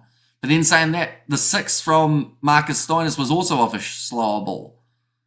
So, yeah, pace off, which I think is why they have decided to bring Jason Holder back in, because he is a little bit stronger when it comes to the slower deliveries. And Wade hits him to the leg side. 121 Ks. And we'll be able to take the 2 quickly. Next man to the crease would be Sean Abbott. So they're starting to get a little bit lower. And the batters. Abbott, of course, has shown that he can hit 6s, though. Not much batting depth. Australia at the top to open. Still relying on 37-year-old Warner to open the innings. Says expire passport, bro. Because I think they were considering Matt Short. But unfortunately, he had that injury in the last series that did stop him from being an option. Slower ball, well bowled by Holder. In fact, 127 Ks. I thought that was a lot slower. I think that was just the way that the ball flew made it look slower. But it was the Yorker.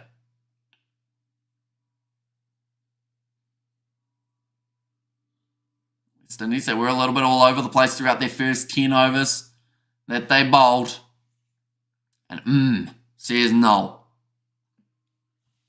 Straight down the ground, there have been limited runs being scored. It's the best position in cricket to score runs with excellent average. Normally, I mean, opening, if you're good at batting, you can Get a lot. That's a great cut shot from Wade, but once again, another single. Oh no, they're going to take on the second run. Just a little bit of a misfield in the deep. Matthew Wade just yelling out, it was a good throw. Didn't expect it. And West Indies were waiting on me to get these wickets, says Patrick. Yeah, misfield. And the throw was rough. Warner was in UAE when he got the call, says expired passport, bro. Projected score is just under the 200. Nice drive again from Matthew Wade. Hits it out to the exact same fielder. And this time takes it cleanly. Still a good throw. Projected under the 200. I think that would be a massive, massive win for the West Indies if they were able to do that. Mainly because Australia looks certain for that 220, 230 mark. Anyone who is new to the channel, be sure to leave a like and subscribe. Of course, we have got plenty more T20 cricket coming in the near future. We've got the second T20 as well as the third. UAE has a cricket league. Says by a passport, bro. And Australia way short to the target total. Slower ball. Tim David just uses his power. Unfortunately for them, there is no one back there. So that seems very strange to bowl them a slower ball that's short down the leg side when they don't have anyone back. That's a very good thing, Coding, says Simran. But yeah, no one getting to that ball for Jason Holder. Just watching it closely, helps it on its way, and gets that ball to the boundary. 9 runs so far off the Holder over. 1 ball remaining. Another slower ball hit straight down the ground from David. Smashed. And it will be another 4 to close out the over. 14 off it for Holder. In fact, 13, sorry. And that over helps them drastically. They will now be 5 wickets down. 173 runs on the board for the Australians. We have got Lyndon in the chat. He said, hi, welcome in, mate. Are you playing cricket tomorrow, Lyndon? And if so, who are you guys playing? Is it the other Timaru boys team or Pleasant Point? Do let me know.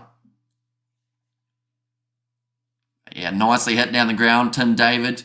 Keeping it low so that the breeze wasn't too much of a factor. Is Rutherford playing? He is. He is in the middle order. And too short Coding, 5 for 173. Says Blues Nate there. Romario Shepherd. 1 wicket he has been able to take. He's also only gone for 7 runs per over. So drastic improvement compared to some of the West Indies bowlers who are in double figures at the moment. 3 overs remaining. We'll get them to 203 if they can score 10 and over. Big full toss, and it is wide from Romario Shepherd. Mistake being made.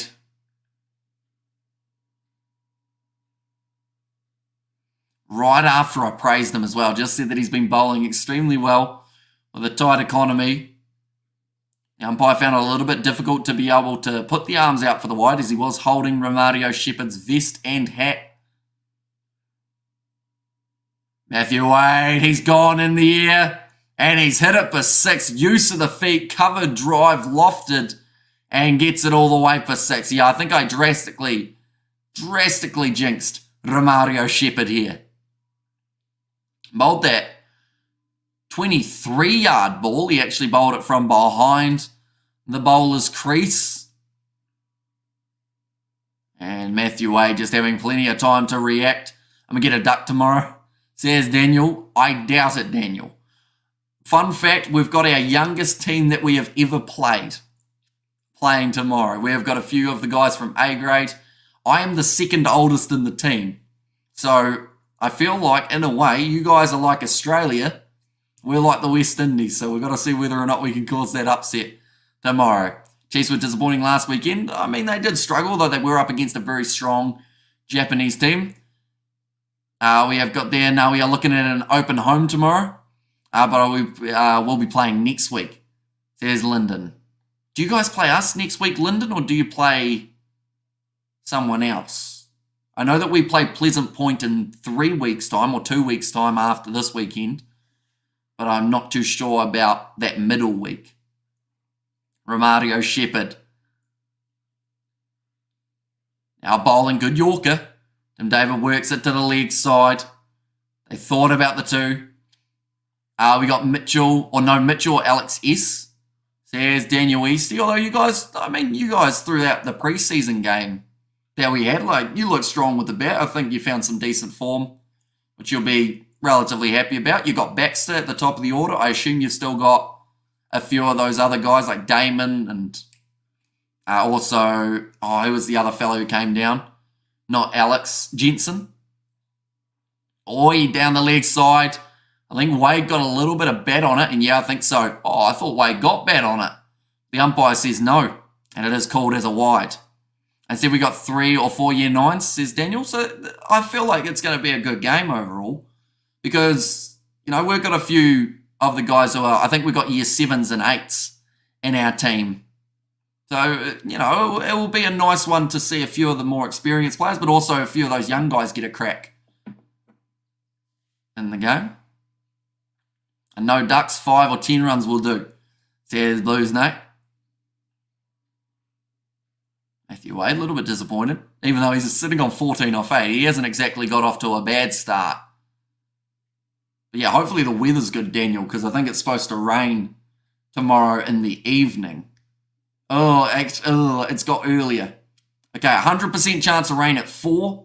80% chance of rain at 5, 80% chance of rain at 3, and it's supposed to rain from 6 onwards. So we may get a short game in. Hopefully we get a full match, though. And 200's the target, says Shane. That was too full. Just flicked away. Tim David got a full toss and hit it to 6. Played 3 games this year and got above 30 in all. So yeah, you're probably in the best form we've seen from you. And your bowling's going all right, too. I know, because it got me out a few weeks ago. But, yeah, hopefully it goes all right.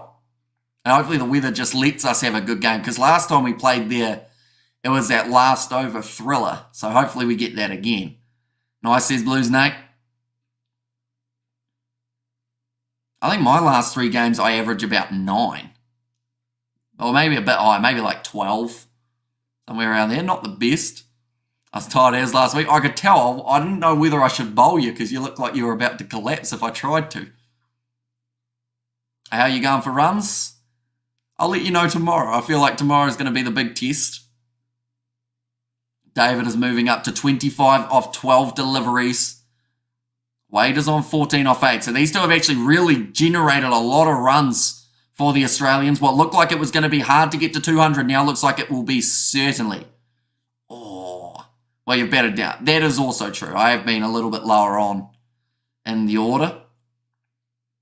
End of the over. Romario Shepherd does not finish his bowling that well. I believe he went for 17 runs off it.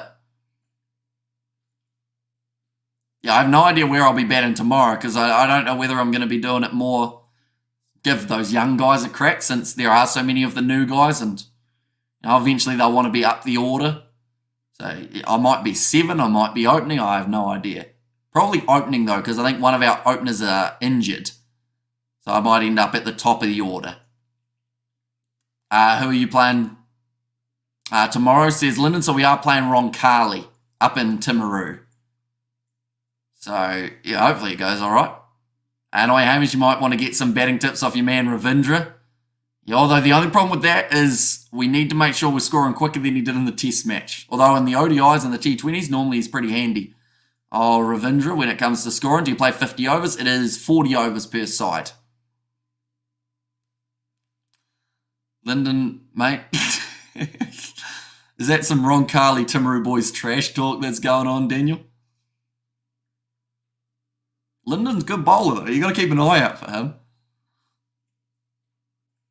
Now, 11 balls remaining. Tim David sitting on 25 off 13. You're a jack of all trade. Nice, says Double G. Normally, I just go wherever I need to. Big full toss, but David. The wind behind it, that's gone. I was about to say maybe it was going to be caught. Just a bit of banter, says Daniel. But that is a massive shot down the ground from Tim David.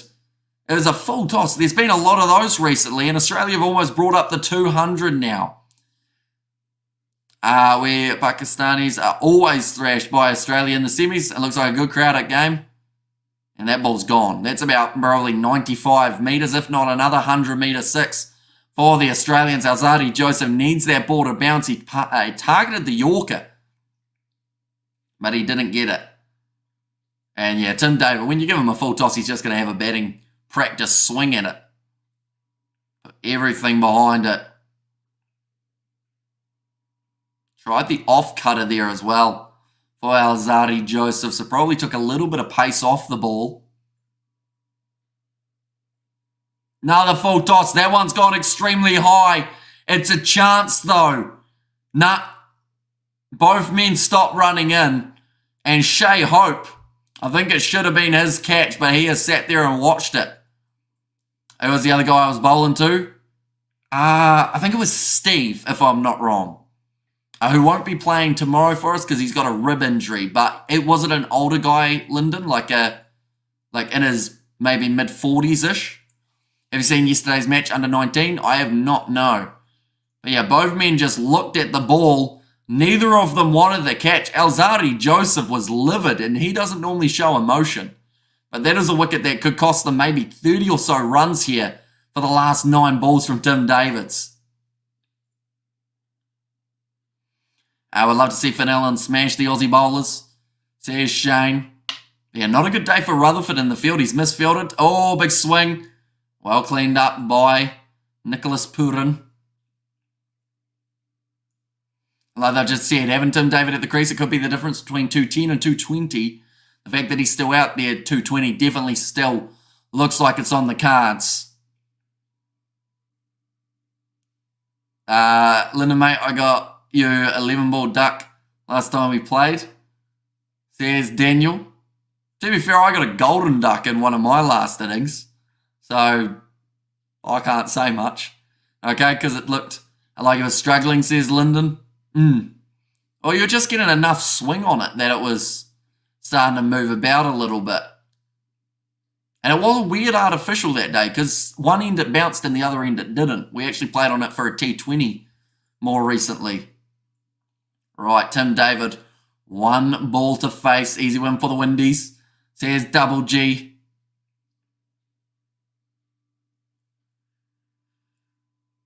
It's over so far from Alzarri Joseph. It's been good. 9 runs off it. But if Tim Davids hits a 6 here, that is going to really frustrate Alzarri Joseph. He's got his 2 wickets. West Indies all day, live from the Bronx. Says Wolf, hit to the leg side. And Tim Davids hits a 6. So that is going to make the bowler very frustrated for Alzarri Joseph. It was just a little flick off the pads. But an extra 6 runs already coming from that miscommunication in the deep. 205 for 5 as the way they are sitting. I've been emotional lately. It's going to be me and my girlfriend Jakayla's 1-year relationship. Says Ollie in there. So hopefully you've planned something special. Coming up to Valentine's Day as well. They're just checking to see if this was a 6. I believe it hit the boundary rope on the full. Yes, it does.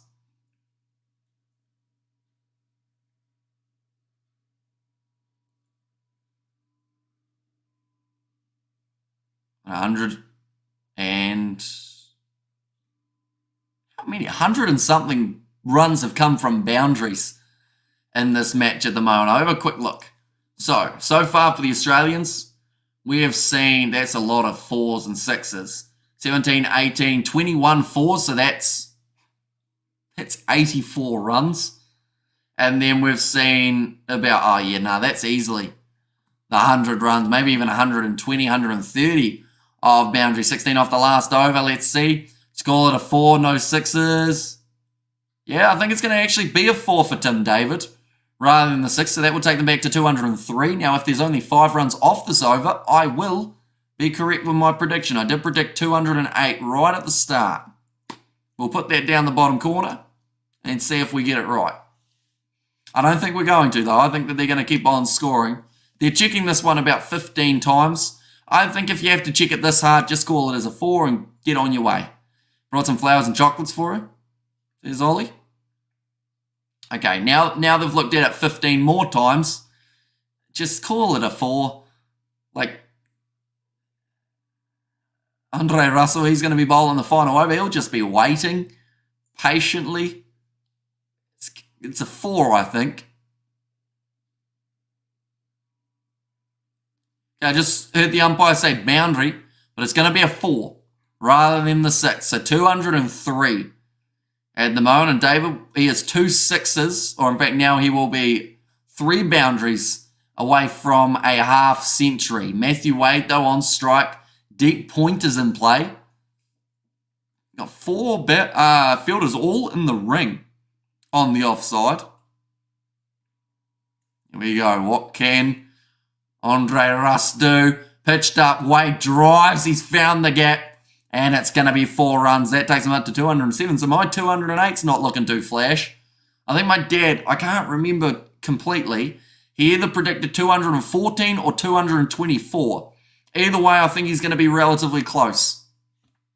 And to be honest, I think 224 is the more likely at the moment with the Australians hitting the ball that they are, or the way that they are. They're just being aggressive.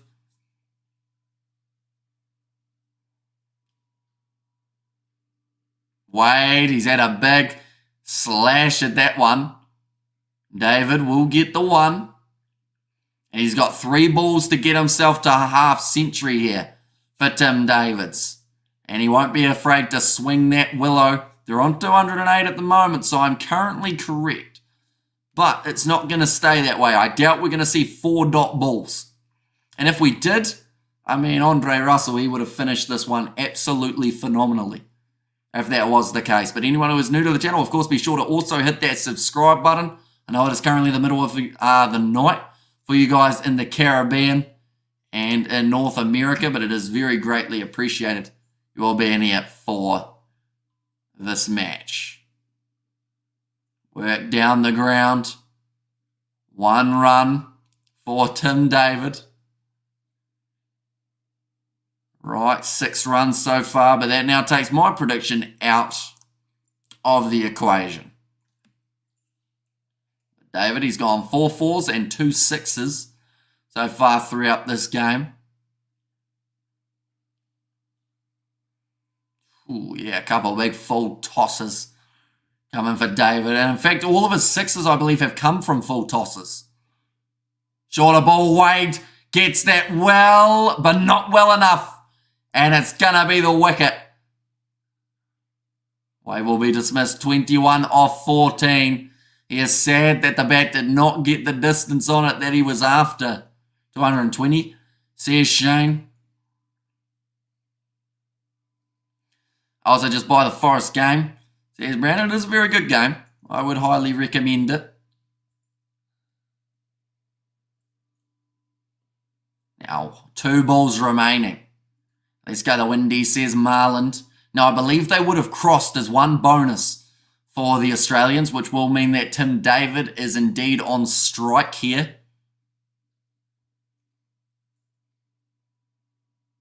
Andre Russell just banging it into the pitch, slower as well. So making Matthew Wade generate all of the power himself.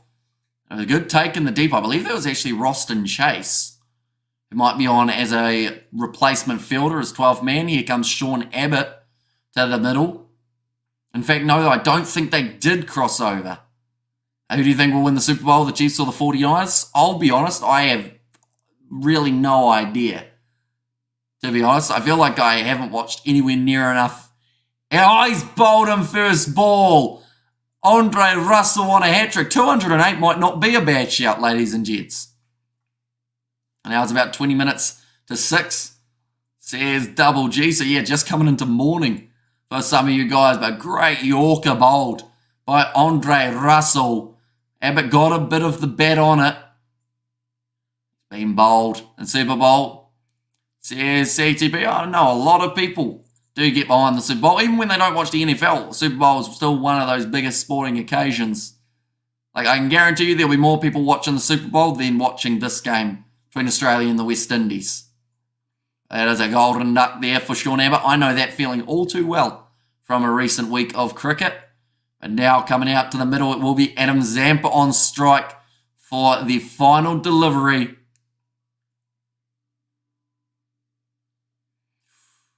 Roston Chase taking that catch, and then Dre Russ is extremely well. Here comes the hat-trick ball. Work to the lead side for Zampa. He'll get it through the field. Zampa gets the 4, so that'll go up to 213. So if my dad's prediction was 214, he was extremely close. That is how many the West Indies will need to be able to win this contest. I'll be honest, I feel like that's about a par score for the Australians. There were some very good moments from the West Indies with the bowling, but then they let it away at the end. Went for a few too many runs. Australia, they would have been targeting 220, 230, somewhere around there. So 213, I'd say that they'll take it. But nonetheless, does now mean that they need 214, 49ers to win. Says Blues Nate. Okay, they have said there that they are above average in terms of the score at this ground at Blundstone. They have to make sure that they do get it right, ladies and gents. In the second innings, they've struggled to score at a decent run rate throughout the last about 3 or 4 games.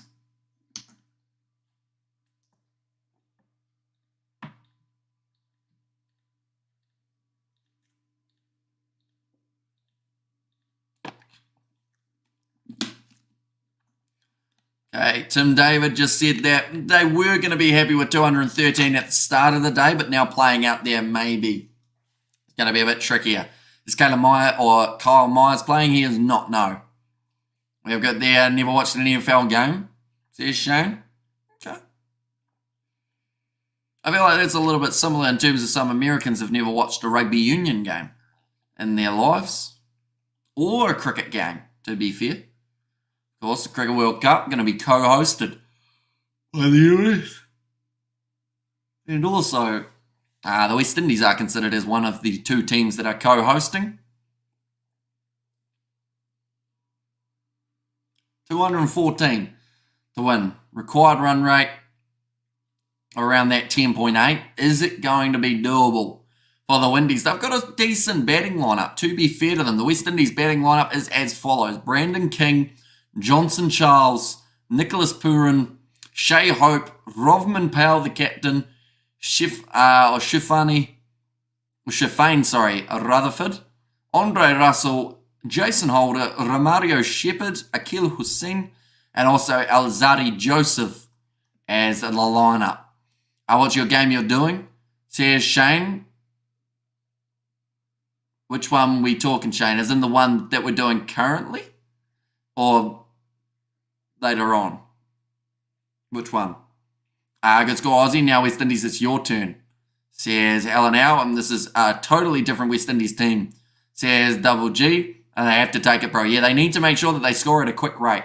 Because if they allow the Australian pace attack to get on top of them, that is when it gets really tricky. Next game, so it will be France versus Scotland.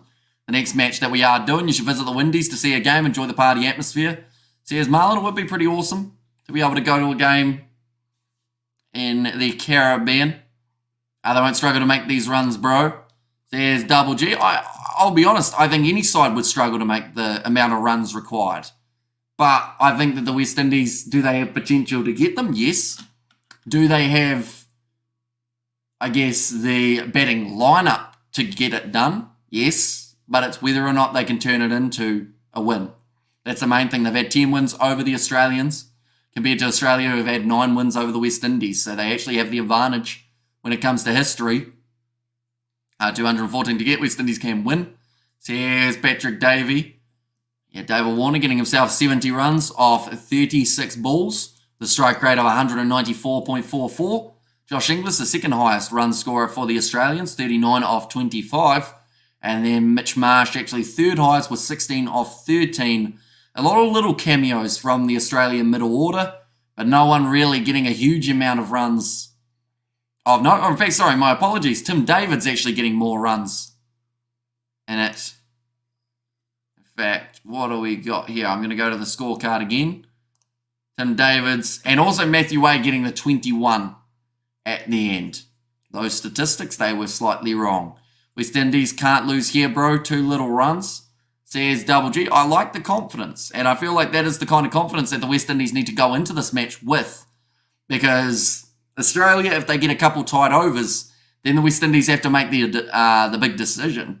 Do they go aggressive or do they go slightly less aggressive and try and just tap it around? And I think that's somewhere that the ODIs were extremely different. There weren't many times that we saw them crank it up and really get going. Australia win by 100 runs. Says Shane, Australia have to bowl out the West Indies to win. Says McKell. And absolutely says Double G. But yeah, they've got some big hitters in their side. Even if you look as far down as Andre Russell, who will be batting about 6 in this innings. But he still has the power that he possesses that could help them. Some quick fire runs. They've just said the partnership, though, for the Australians, 93 was the opening combo. And Charles will be a monster if he bats 5 overs, says Marland.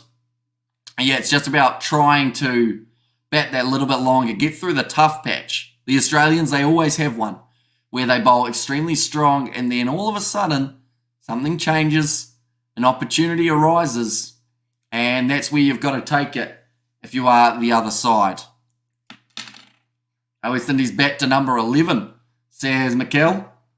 We will quickly duck down here. We will switch a battery out. If you're confused at what I am doing, pretty much, the gist of it is I am charging up GoPro batteries for the cricket match tomorrow. And they are all charging very nice. We've got a stack of them here, all working their way towards the 100%. 93 off 48. It was such a good start, but the West Indies, their bowling between the 10th and the 16th over was extremely impressive. Unfortunately, from there, they did take their foot off the gas and allowed some quick-fire runs for Tim David off some sloppy fielding. Are we going to win this one? Says Patrick Davey. And there as well. They've just said not many hits down the ground. I know that wagon wheel, in fact, is incorrect because, or at least that was the wagon wheel for the first 2, I should say. Tim David, of course, using down the ground quite well. If the West Indies can't make these runs, they can't compete in the World Cup 213 as a score. They should get easily. They have a good batting team, says Yosef. And come on, fellas, you cannot be serious. West Indies got bowled out for 86 not long ago. You cannot be serious. West Indies might get thrashed by 120 runs. Says Expired Passport, bro. I think that the benefit for the West Indies compared to that ODI is the fact that of this side, they have only got 3 players who played in that ODI team that got bowled out for 86. That being Shea Hope, also Romario Shepherd and Alzari Joseph. So 2 bowlers and a batter, a lot of new batsmen coming into this West Indies side compared to that ODI though. So I think there's a chance that they can get some decent runs. Do I think that 213 is going to be tough on this wicket? I think so, because unfortunately for the West Indies, they showed Australia that bowling slow in terms of those slower deliveries can actually lead to a lot more opportunities to being able to take wickets. So I think pace off is the word or the tactic of the day that these 2 sides will go for.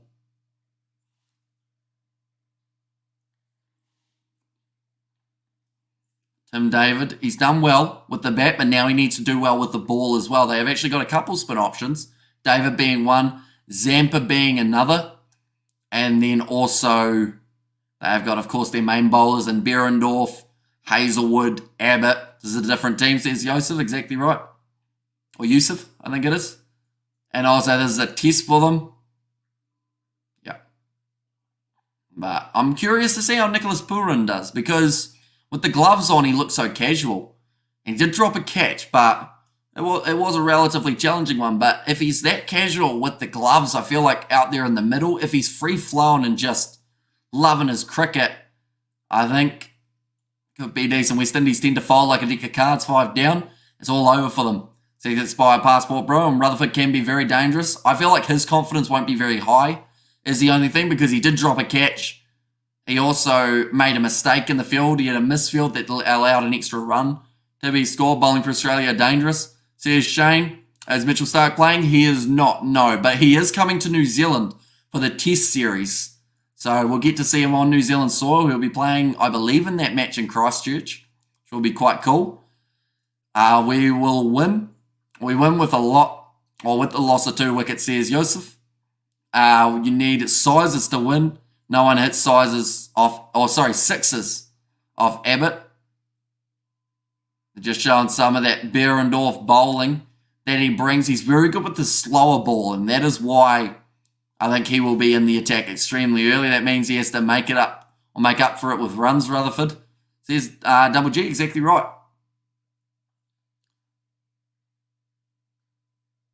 Sean Abbott bowling-wise, he also can bowl a very good Yorker. And then you got Hazelwood, who's normally just line and length outside off stump. I think that the power play for the West Indies, what's a reasonable... I want to say they need 60 runs off the power play. In fact, I would almost argue that they need 70. I know that the Australians were able to bring up around that maybe 75 or 77, I think they were on after their power play. But I think the Windies do need a decent amount. How long is the break? Usually normally around 15 minutes, 10 minutes or so. So only probably another 5 or so minutes, I would say, before the two teams are back out there on the field. The batting will not get to Shepherd, says Joseph. And West Indies have never played on this ground, is my guess. And I think New Zealand have a team to beat Australia, says Shane Hayes. They are just showing Nicholas Pooran what he has been able to do. Like they've just said, second behind Chris Gale in some of the statistics. So, pretty good batsman.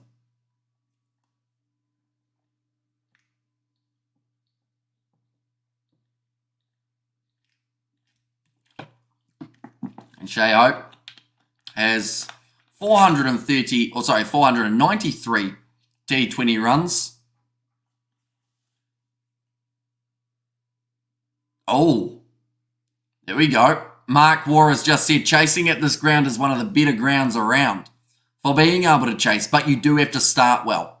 And that is exactly what the West Indies will need to do. They were scoring at around that 4 runs per over in the ODI series.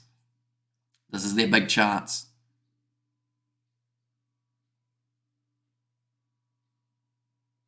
Okay, Mark Waugh has said that it is going to be an Australian win, but he thinks that the West Indies will go all right. Brian Lara teared up when his West Indies won a test match. How long has it been? It has been 25 years, I believe, since the West Indies have won a test match in Australia. Or even any match in Australia. I think it was 1997 was their last win. What is your high score you have made so far? My high score is 132. Most catches as a wicketkeeper, 6. Most wickets as a bowler, 6. For 16 off 13 overs, says Patrick. So all your stats are better than mine, Patrick. Fun fact.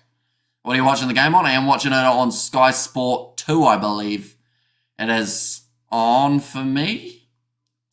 I think Sky Sport 2. Oh, no, Sky Sport 3 I think I'm on. Got this one. T says BRB. We aren't too far away from the second innings in this match getting underway. I should mention, ladies and gents, we are going to be back tomorrow with another match. I'm on Sky Sport 3, says Shane. So it will be the same as myself. I'm in YouTube just getting commentary, says Joseph. Hopefully you have been enjoying it so far. We are going to be back on Sunday, like I said, for the second T20. And then the third T20, I believe, is on Tuesday next week. And we will also be covering that one on the channel. And bro, I'm telling you, this team is different, says Double G. They certainly are. Only 3 players are the same as their ODI lineup. But Australia, they've got a few of the same bowlers who kept that economy rate low. I think the West Indies know that they have to go aggressive from the get-go. Are you getting it live, says Yosef? I am getting it live on Sky Sport, not YouTube, though. For myself. But do let me know now, ladies and gents. How many runs will the... Oops. Drop the keychain. How many runs do you guys think the West Indies will have after 6 overs? That is their batting power play. How many runs do you feel they will get to? Why are most underwear commercials happen on a plane? Couldn't tell you. To be honest, I don't even know that they made underwear commercials on planes. Maybe that's... What country are you in? BRB. I feel like no one just wears their underwear on a plane, though. So it seems like a weird one to advertise that way.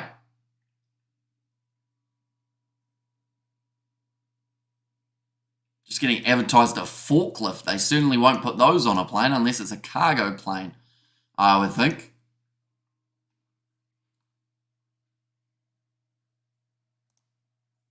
Just looking there for the Australians.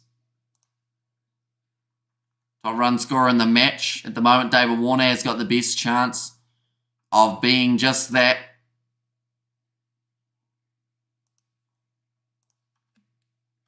Interesting. You're doing an exceptional job with the commentary, bro. Really appreciate it. Even Gordon Greenwich couldn't get the runs. And thanks, Kiwi lads, for following the Windies cricket. Fully appreciate it, says Marlon. And it's been a lot of fun throughout this whole series having all you guys here in the chat. We met a lot of new people waiting on Puran to take down Zampa. Says Macau and Richie Richardson would also struggle to get the runs. And 90 says double. Oh, 90 you're going with. 50 says Shane. And it's a very good match and the West Indies will win, says Fitzroy. And they're at 8. So you're saying they'll have 8 runs off 6 overs, Clement? If you are, that's some very, very good bowling from the Australians, that is for sure. But who knows? Very hard to tell. I'm thinking around that 60, 64 mark, I'd say, for the Windies. In fact, we'll put that in the chat as well while we're at it. No, we won't. We'll just keep it in our head. 64. I would say that the second innings is probably only about 3 or 4 minutes away from starting. They normally allow around that hour and a half. Or an hour 40. Kane Williamson scored 2 centuries in the last test. Says BRB. He certainly did. Doing extremely well. And Rachin Ravindra almost got that double century. And mate, I'm thinking of dropping out of uni and applying for a degree apprenticeship in London. How do I tell my caretakers / parents? Doing a degree in physics and I don't enjoy it. I loathe it. Well, that's a tough one, isn't it? Do they know you don't like it first off? I'm terrible at giving advice, by the way. I should mention that.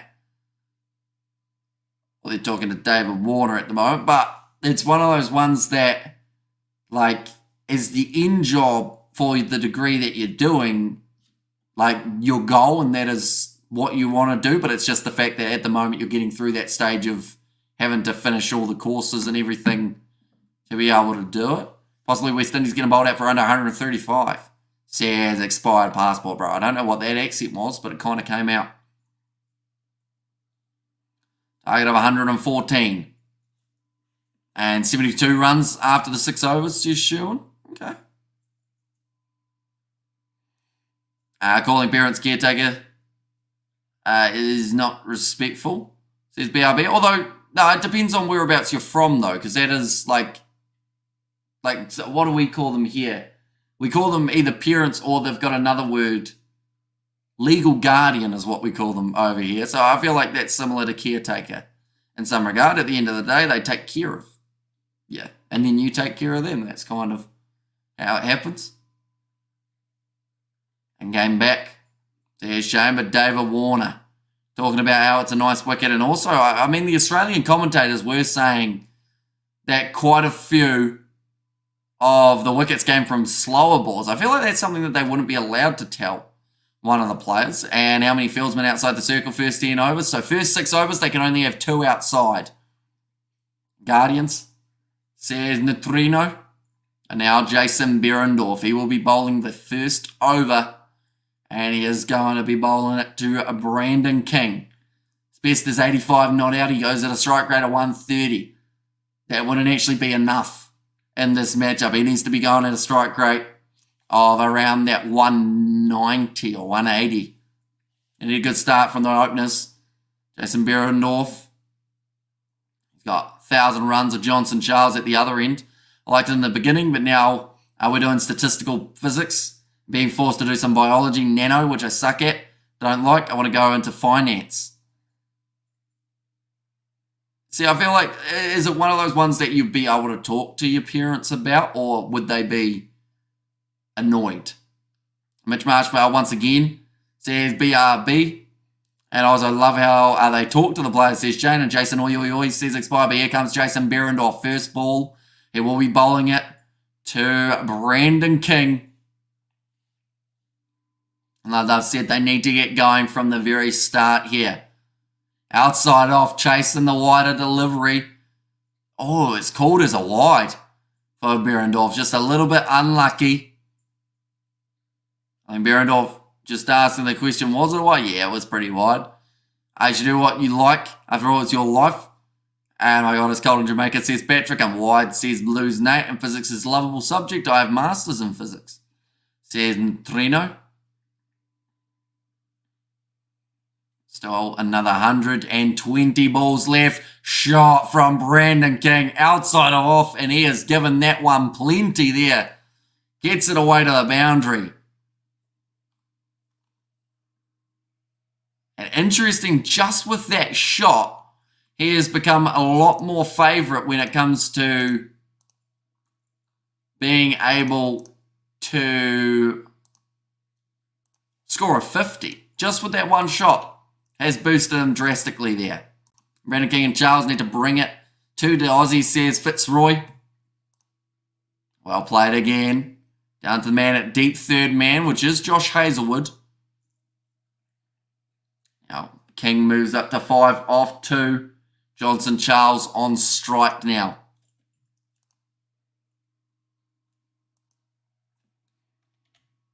Like they've said, they have to make sure that they're picking what ball to go after because you've got that breeze to contend with. Charles managed to get a 118 off 46 balls versus South Africa at the Centurion in 2023. And he's hit that one almost in the air, a little bit of a misfield. And my Sky keeps getting delayed. They're going to take on the 2 runs. Oi, it was close.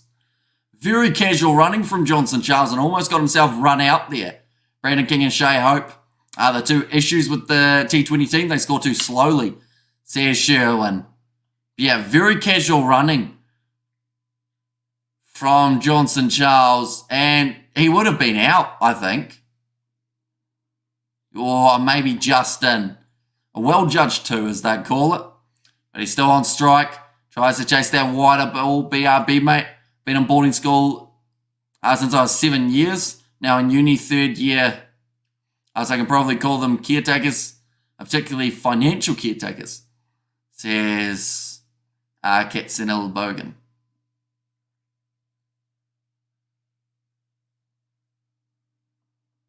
Yeah, 11 sixes versus South Africa. The man's got power, but can he use it here? Behrendorff, he has to mix up his bowling, the length and the line. Well bowled, well driven, and that is going to be a misfield racing to the boundary. Another 4 runs there for the West Indies. A great start to the match. Behrendorff frustrated already. 12 runs coming for the Windies here. And just a classic cover drive. Misfield in the outfield. I believe it was David Warner who wasn't able to cut it off. So far we've seen Australia not be able to get to 2 deliveries. Good start. So they're showing, yep, exactly the start that they needed in this one. The required run rate was 10.5. And go the Windies, says Dane.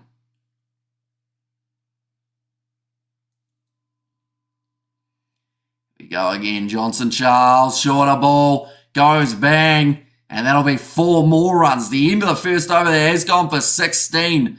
Behrendorff's been punished. And 16 for none off the first over. Charles is already on 10 off 4. Russell and Powell will finish with class, says Fitzroy. Straight away, I'm seeing a real lack of swing for Jason Behrendorff. There is limited movement. I think that's also because he's trying to get it to go across them. Like I've said, the wind might be playing up a little bit. Current run rate required would be 10.4. I dropped the keychain and I cannot find it. For the Windies, but here comes Josh Hazlewood. Now, he is the type of bowler that could also find himself getting hit away. All that short ball rubbish is just asking to get hit. Says CTP. He just didn't quite get his line and length right. Jason Behrendorff. The slower balls are the ones that have been proving more effective on this wicket, as it does seem to grip a little bit more on the surface. But for now, they're going to go with Hazelwood. See if he can bring it back for the Aussies and get an early wicket of Brandon King, who is now on strike. Well bowled, and it hits King right in the thigh. No runs scored off that ball. Tries to step across there. He's actually hit him in the upper thigh, close to the box. King will need to be careful against driving, against driving on the up against Hazelwood. Charles is batting after 5 overs. The West Indies will win. And Hazelwood is a danger bowler. So here's Shane. So they have got the man at deep square leg, and also the deep third man here. And it's for the one outside off stump that the West Indies throw their hands at. They are very dangerous when they get it right. The West Indies says double G. It's a bit of a slash at that one, King. Another dot ball. Every dot ball, as you can see, just increases that required run rate pretty much by a point at that stage. So 10.5 as the current required run rate. Now it's up to 10.6. Another dot ball goes up to 10.7. That is how tight this game could be, and a game of inches. Have to get it right early for both of these teams. Hazelwood, good use of the feet. They will manage to get the single for Brandon King. Let's see how dangerous they are. Says Helen Howe. Marsh still smiling.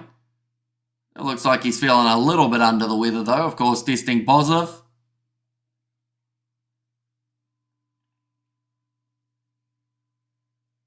That way, just telling him that he looks great when he's out in the field.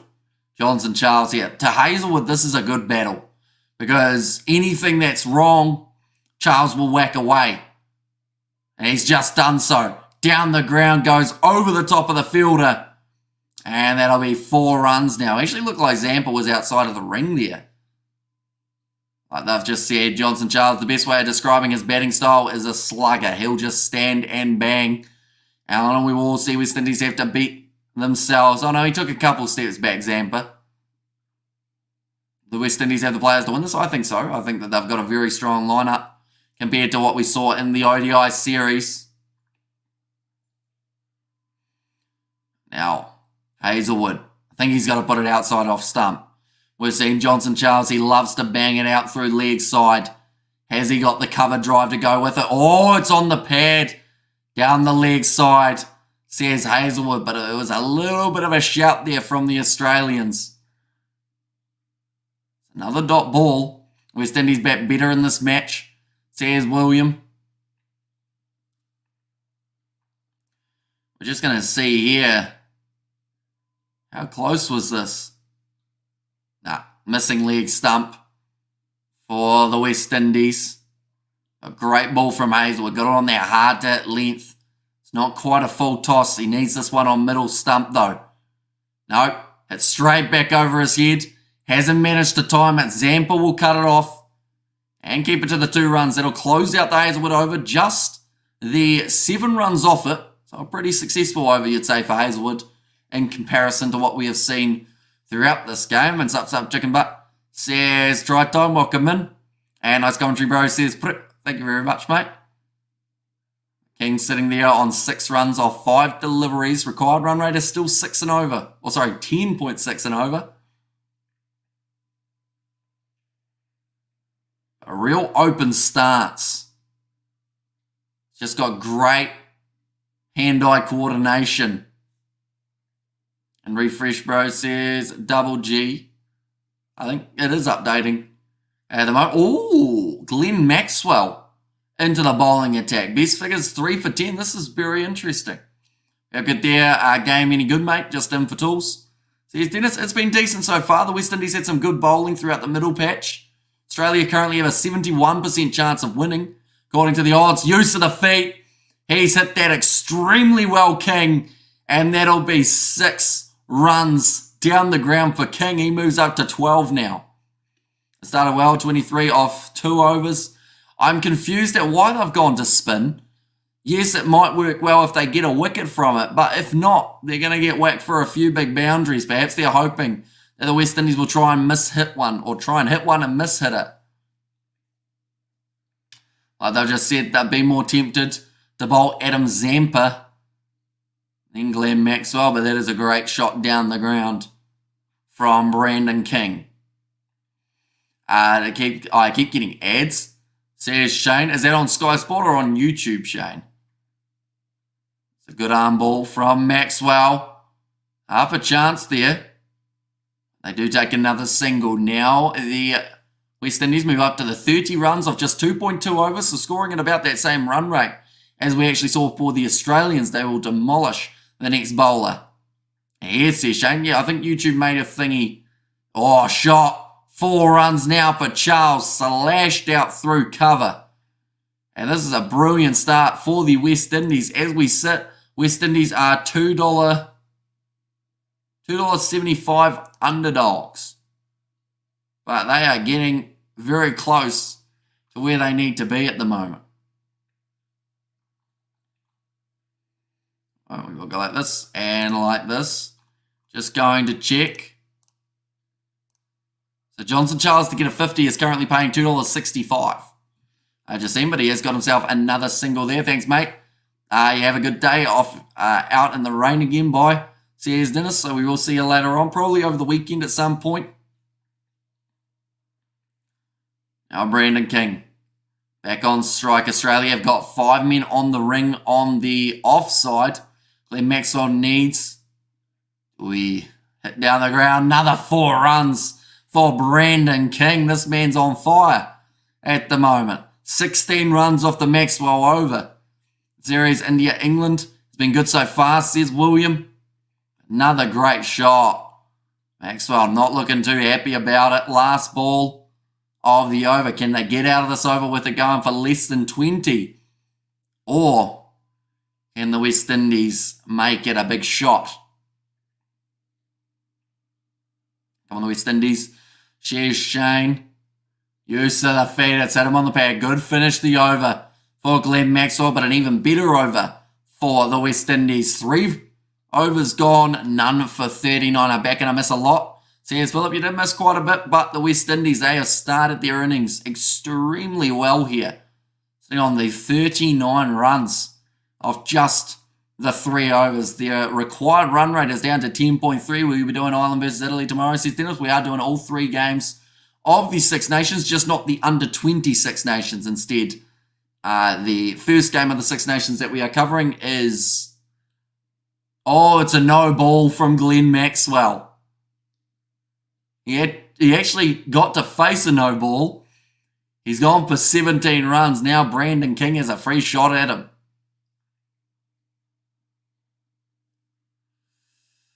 And just over the line. As a spinner, you cannot afford to do that.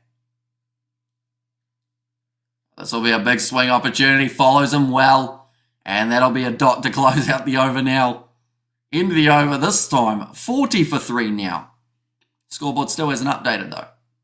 It's a little bit behind. So Crusaders tomorrow, says Shane. We are not going to be covering the Crusaders game just because it has taken place very early on in the morning. Plus, like you said, it may not be on Sky. So unfortunately won't be able to cover that one. But we will be covering the Six Nations. Run rate currently 13.33. The way that it does sit. There we go. A refresh, bro, says Double G. I can't do anything with it. It doesn't let me. If I refresh, it won't do anything. It's just an online scoreboard that will either refresh or it won't.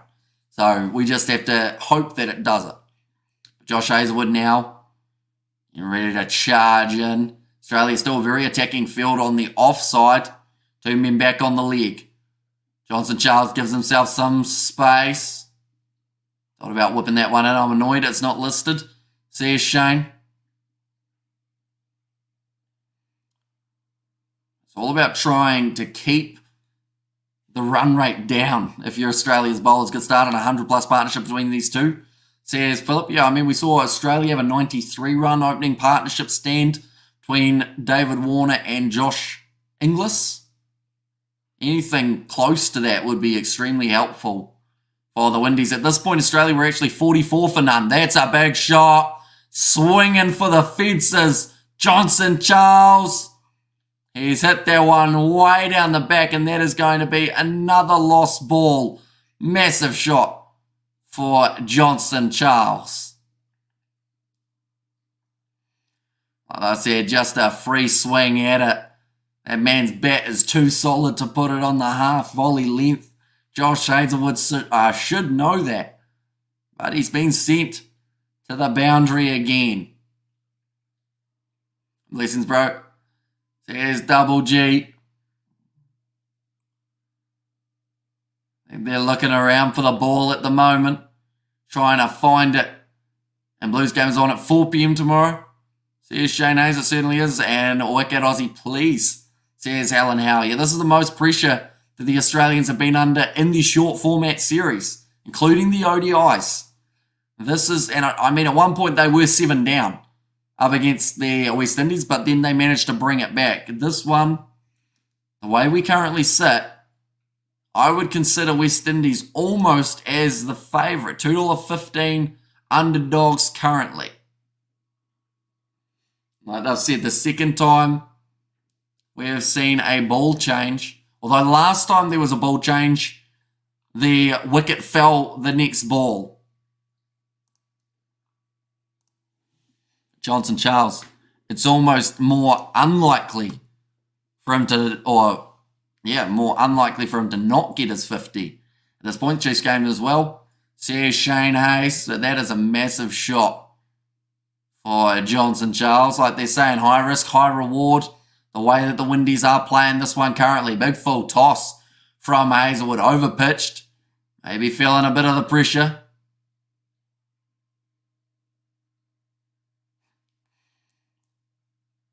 I think at the moment, Mark Howard in the commentary box, he said about how it was hit into the deep out to, and he couldn't recognise who it was, and turns out it was David Warner, the man who they are currently talking to.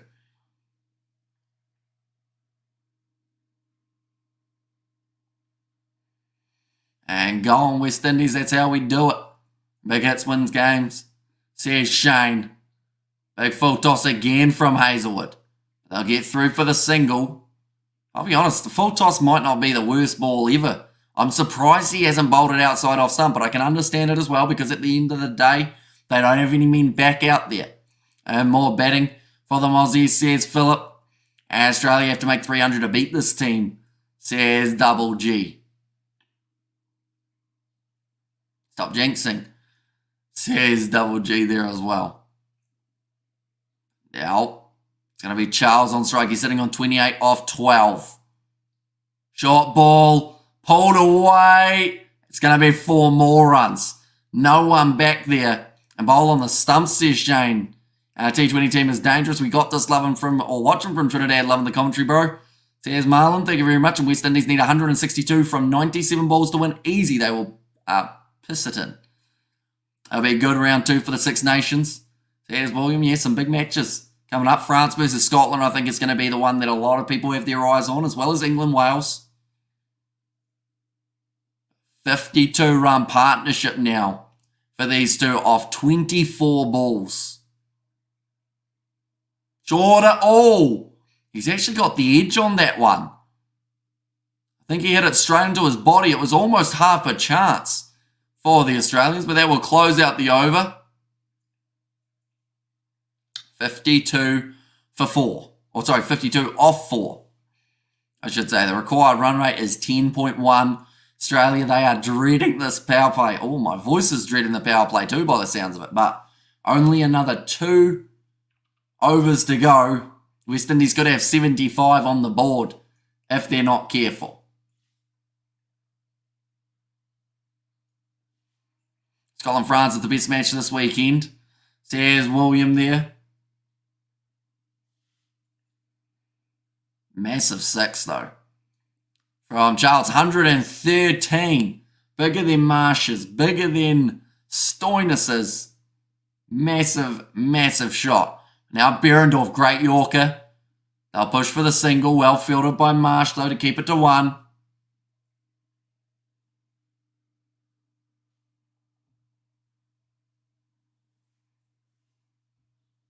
They've just said can't swing the ball when it's windy. Easy dubs for the Windies, says Daniel. Yeah, at the moment, they're making it look easy. Another big over here and perhaps the one after. And they'll be in a great position. Behrendorff, just a single. It's well bowled to Charles. Gotta pitch it up there. Get it inside so he can't swing hard at it. It's got to be going towards the pad, swinging in. But the problem for Behrendorff, like I said, the ball's not really behaving. It's not swinging the way that he needs it to. And West Indies have a good chance to win this, says Shane.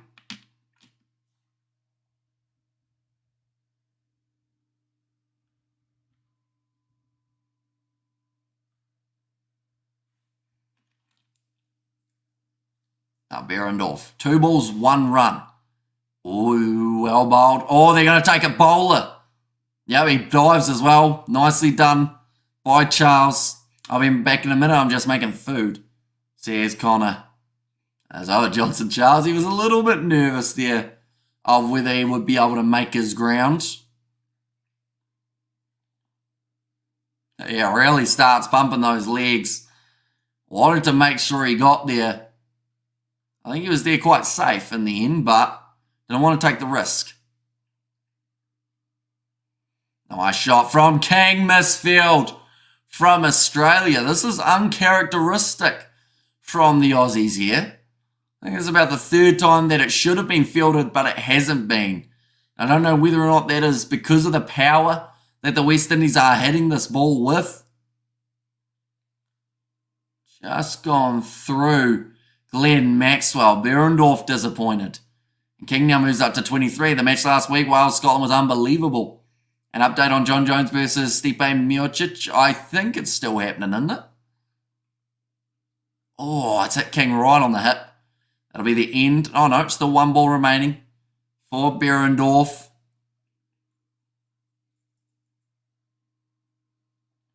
At this point, Australia were 57 runs on the board, fun fact. So we're actually very even between these two sides. Of course, Australia did have some good bowling overs in the middle patch. Or sorry, West Indies had some good middle patch bowling.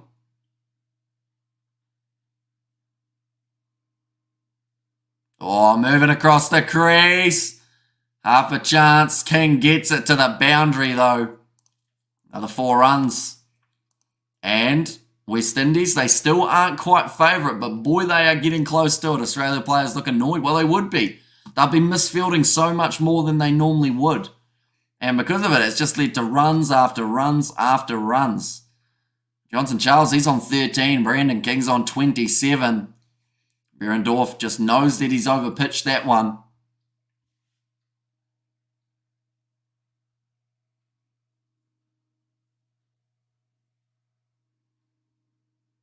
And 62 or 5 overs is very good, says William. Yep. And they've got 1 more over here. So they can work their way towards 80. Sean Abbott coming into the bowling attack. I'm back now, says got him 4. Says Shane. 4 is actually the best for Sean Abbott when it comes to T20. And wickets taken. For Australia, they've got the man at deep cover and a man at deep square leg. It's going for a bit of a split field here for Abbott. Might not be a bad idea as long as those men in the deep are able to field the ball. Nicely worked to the leg side. They'll get the single though. I think Australia might win this. With Abbott, we might do it, says Brody. Yeah, it's pretty close to 50-50 at the moment. Another 15 overs remaining. Of course, that will take us through to around 12:30 a.m. New Zealand time. Next game will be starting at the same time as this one on Sunday. We are also going to be live on the channel for that one. Abbott, full toss again. Nicely worked by King. Another boundary. We have got how long is this match for? Wondering when my bet will conclude, says Munpal. Little bit of advice. If you don't know how long the match is, probably not the best to bet on it, but This one probably in another hour and a bit. Who did you back, Munpul, in this one? And Aussies will pull this one. Says O'Neill. The only reason I say that as well, and why it sounded probably quite harsh, is because we've had so many people pop in and say, like, I don't know who's going to win, and then they lose thousands of dollars backing a side that they know nothing about. And going good for us, says Philip. Fish and chips. Says the house. In Australia don't get wickets. West Indies game.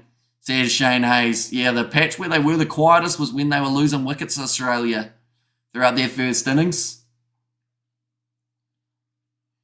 King is sitting on 31 of 17 balls. West Indies. But it was a random bet. Was it a lot of money or was it a small one, Munpul? Do let me know.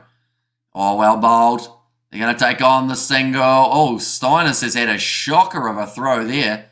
It's actually gone to the man at third man. West Indies got this easy now. Says CTP mark. Steiners did not see the funny side of it. He hustled in and yeah, just miles off with the throw. Abbott knew that it wasn't the best one. Let's face it, the summer of cricket is over. These mean nothing. Says House. I disagree. I think that the summer of cricket is still... Oh, yeah, that's a full toss. Another 4 runs for Charles. A lot of full tosses from the Australians. Like $40, not serious at all. What were they paying at the time, Munpul? It might just be manpower, is it? But like, you know, New Zealand versus Australia. Test matches just around the corner. They got a bit of a series going. Put a 250 on it for the West Indies win. CTP. And with Abbott and King, it's pretty 50-50 because they are really good. Says Brody, although Abbott's last over of the power play. Gone for a few. Nice ball. And well played down the ground from Charles. Australia were 5 ahead at the end of their power play. T20 is nothing but a money grab, says the house. It also keeps people engaged in cricket because, unfortunately, without the shorter formats, you don't get the people with shorter, I guess, time that they're available, shorter attention spans as well. T20 is great for that. So I feel like they still need to have it because or else you're in the scenario of like cricket will sadly come to its demise. Test cricket's great, but not everyone likes test cricket.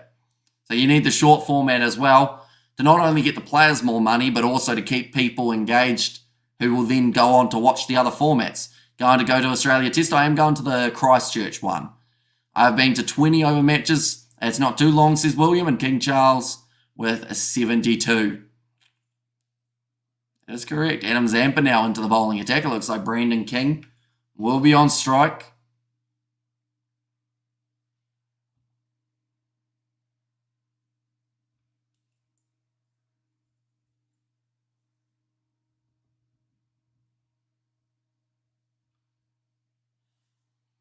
So he head to the leg side.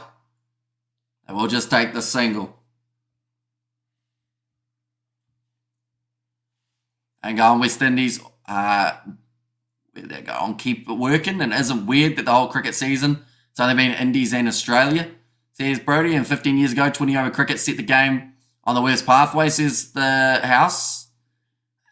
See, it depends on who you talk to though, because when you look at it from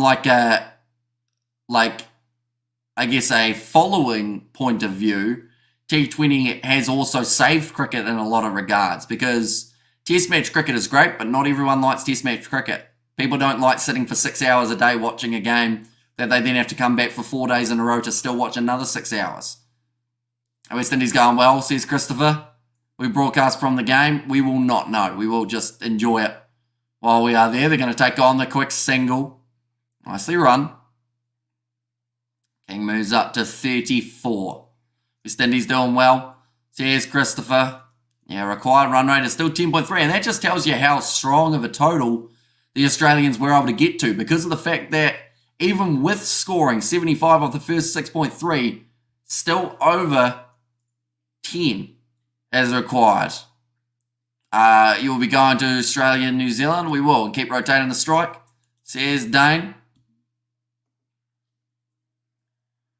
Adam Zampa, 3 singles off his bowling. Now hit down the ground, shot corner. West Indies are going well. Says Glenn Woods. So a very strong side that they've got for this matchup. Oh, man, almost got hit with the ball there. Had to keep an eye on that one, King. 4 singles from Zampa. An over that only goes for 6 is a very good over on this pitch. And between these two sides, goes both ways. T20 is anything, if anything, is more boring, predictable than Test cricket. Says the house. Shot. Or is it? He's got it away to the boundary for 4. But then also T20 cricket, if you're saying it's boring, at least people who enjoy T20 cricket more than Test match cricket, they are only bored, theoretically, your words, for 3.5 hours compared to being bored, your words, for a total of 42 hours. So, you know, it goes both ways, like you said. It's one of those ones that even if you don't like T20, it's a lot shorter. A bad match doesn't take too long. Shot. He has smoked that to the boundary, but it has gone straight to Tim David in the deep. Zampa might lead Australia to victory and get a hat-trick. Says Brady, I love T20 cricket. I'm pleasantly surprised, don't get me wrong. Says Glenn Woods. And as well, but that'll be the end of the over. Zampa has ended up going for the 9 runs. Still slightly increases their run rate. Who's the West Indies captain for this game? Their captain is Powell. So he is going to be batting at about number 5, I believe. Brandon King sitting on 39. Charles at the other end sitting on 40 off 21. 22 balls for King. So he is scoring just as quickly. Robin Powell as the West Indies captain. Looks like, ooh, here we go. Marcus Stoinis into the bowling attack. I think that they're doing this because it's a little bit different. Medium pace for Stoinis, normally around that 120 mark. But also normally gets the ball to swing. Perhaps trying to buy a wicket here, the Australians. Plus, trying to save a few of their other bowlers for a bit later on. And the match. And after 7 overs, Australia were 85 for none. Not on free-to-air telly. So no one really cares about these games.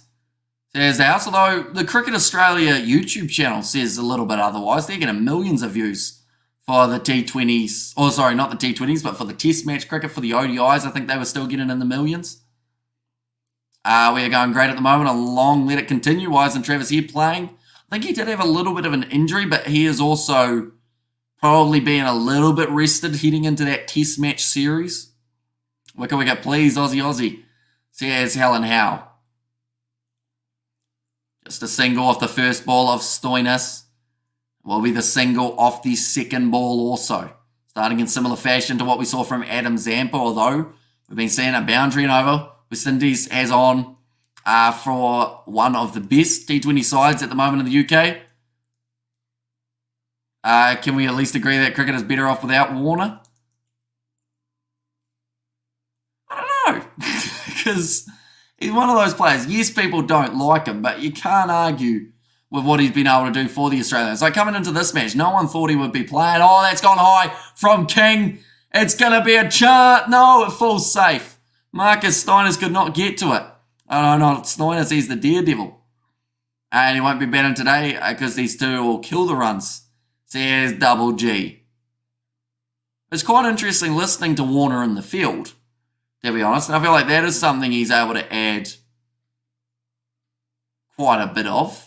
And please want a 150-plus run partnership, says Philip. Yeah, they're currently working very nicely towards it. Currently 7.3 overs down. 84 runs on the ball. Warner is a great player. Says Shane, another single. Down the ground, restricting the runs being scored. Cheetah, says House. Yeah, that side of it he shouldn't have done. And Warner made 70, says William there.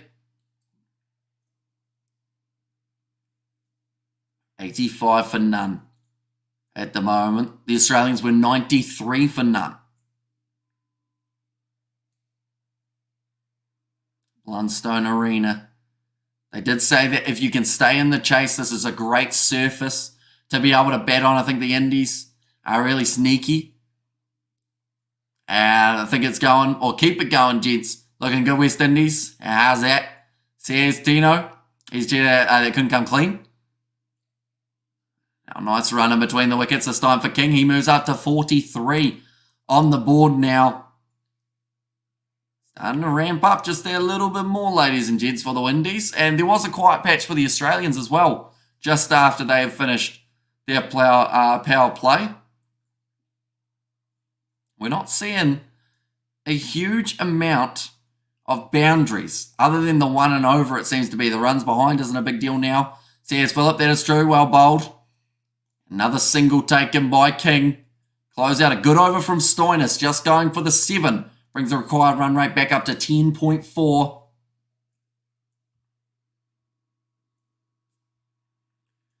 $126 runs off 72 balls.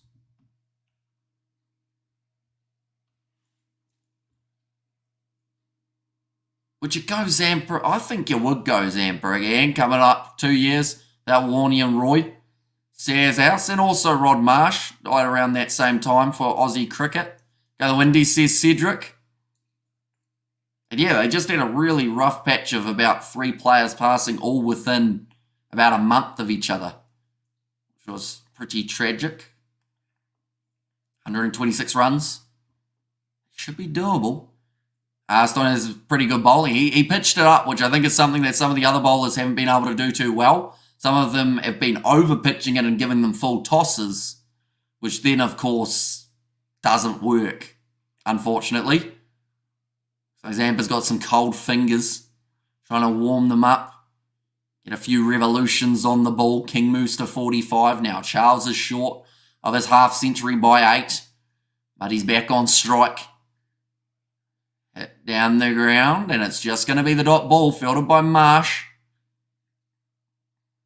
It's going to be very handy for the Australians because the more dot balls, as you saw, just went up. What score did Smith get? He didn't play in this matchup. Oh, moving away, giving himself room, and he's out.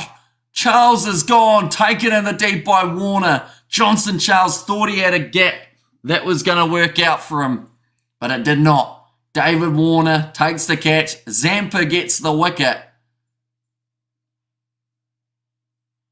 First wicket, says Brody. And there as well, New Zealand will waste Australia. I don't know about waste. Have you seen their test side? It's going to be a head away. Gave himself plenty of room. And Zampa did exactly what he needed to, which was keep that ball pitched up. Middle stump if he had missed it. And Warner taking it very nicely in the deep. As that Charles is on his way. 42 off 25. Still a very good innings from that man. But sadly for him, it's come to a close now. And the West Indies are 89 for 1, and that is what they wanted to avoid.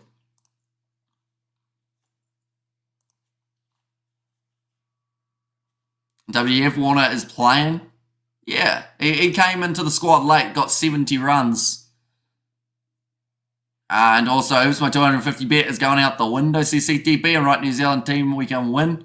And at last, says Helen Howe. Yeah, very good take in the deep from Warner. I think you jinxed him the house by saying you didn't want to see him, and now he's got the wicket. Well, he's got the catch. Oops.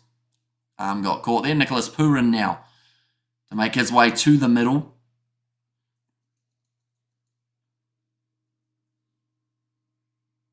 And 32 to go. People hit that like button. Let's go, chats.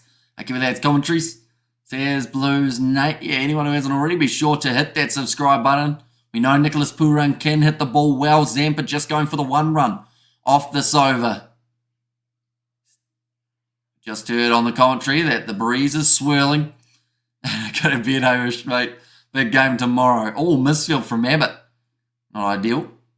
Yeah, it's going to be an interesting one, Baxter. I've heard a rumour that you are missing one of your Alexes and you are also missing another one of your older players. So you've got a few year 9s coming into your team. Something along those lines. Jimmy Anderson retired yet? Where is his situation? He's still playing test match cricket. Yeah, but just not quite able to take that one cleanly. I believe it didn't cost them the extra run. So Pooran gets off the mark. Go how they talk to the players, says Shane. Now Zampa. Bowling to Pooran. To watch it closely. They won't take the single.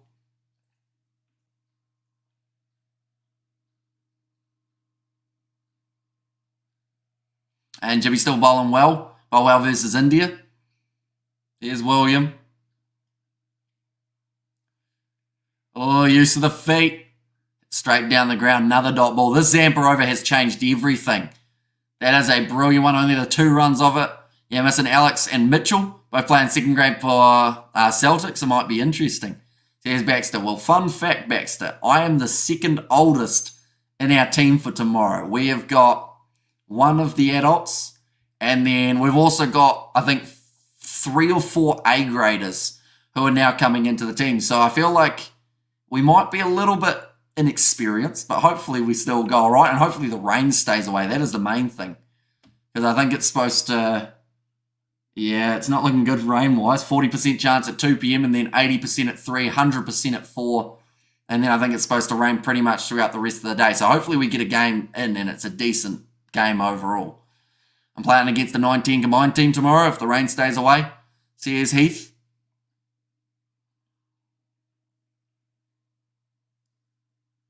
Sean Abbott went for 10 runs off his first over. Very good when he's got more men in the deep. They've actually got the 2 men deep down the ground, long on and also long off. Mid-wicket, quite an attacking field for the Australians. We work to the leg side. Puran does manage the single. What are they playing for? Winner of the series? Says the house. I think there's some sort of shield on the line. What time do you play? We are going to be playing at 12:30, I believe. Is when we... Do we start at 12:30, Baxter, or 1? I can't actually remember. What do you mean by change everything, says Double G? Well, I just poked myself in the eye. That was unfortunate, but just one really good over. Run rate has now gone up to 11 required. Before the Adam Zampa over, it was only around that 10.3, so you're really going up. I think Zampa is going to get 36 runs from 4. And please check, says Brody, and Zampa soon go hide. Slower ball from Abbott, and you can afford to bowl them when you've got a little bit more cover back, Abbott. I bet that will follow him forever, says the house. And yeah, it's people who keep bringing it up that will follow him more. Like we talked about it on the last live stream. I feel like people bringing it up are just doing it to be dicks most of the time. Like Phil Hughes' family have said they don't want to have people like look at Abbott in that way, yet people still decide to, even against their wishes. So, you know, it's just a rough one, really. It's one of those ones that the family don't want to hear about it every 5 minutes, but people seem, I guess, persistent on bringing it up. How many overs in T20 or 20 T test? So 20 overs per side. It was just a freak accident, says William. Exactly right. And why doesn't Lion play white ball cricket, says BRB. He used to a little bit for the Sydney Sixers. I just think he prefers test match cricket, getting more overs under his belt and kind of bowling back to back to back. I got to go now because I got to wake up at 5:15 a.m. Brisbane time. I got to drive 40 minutes. Have to be there at 7 a.m. because the game starts at 7:30. So very early morning start for you, Heath. Just saying that the West Indies, they'll only really get concerned when it starts to crank up to around that 14 and over or so. Brandon King sitting on 46 off 31.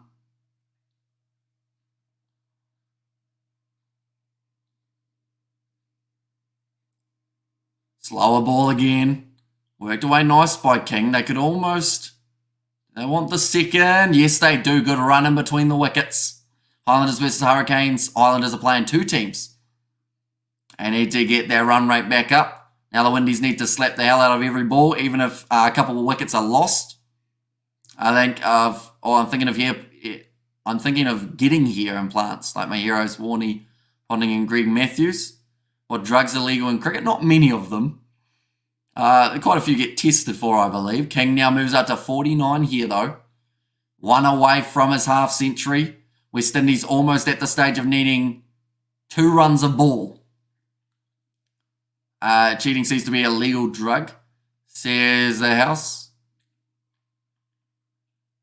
It's quite a cool evening in Hobart at the moment for the 2 sides.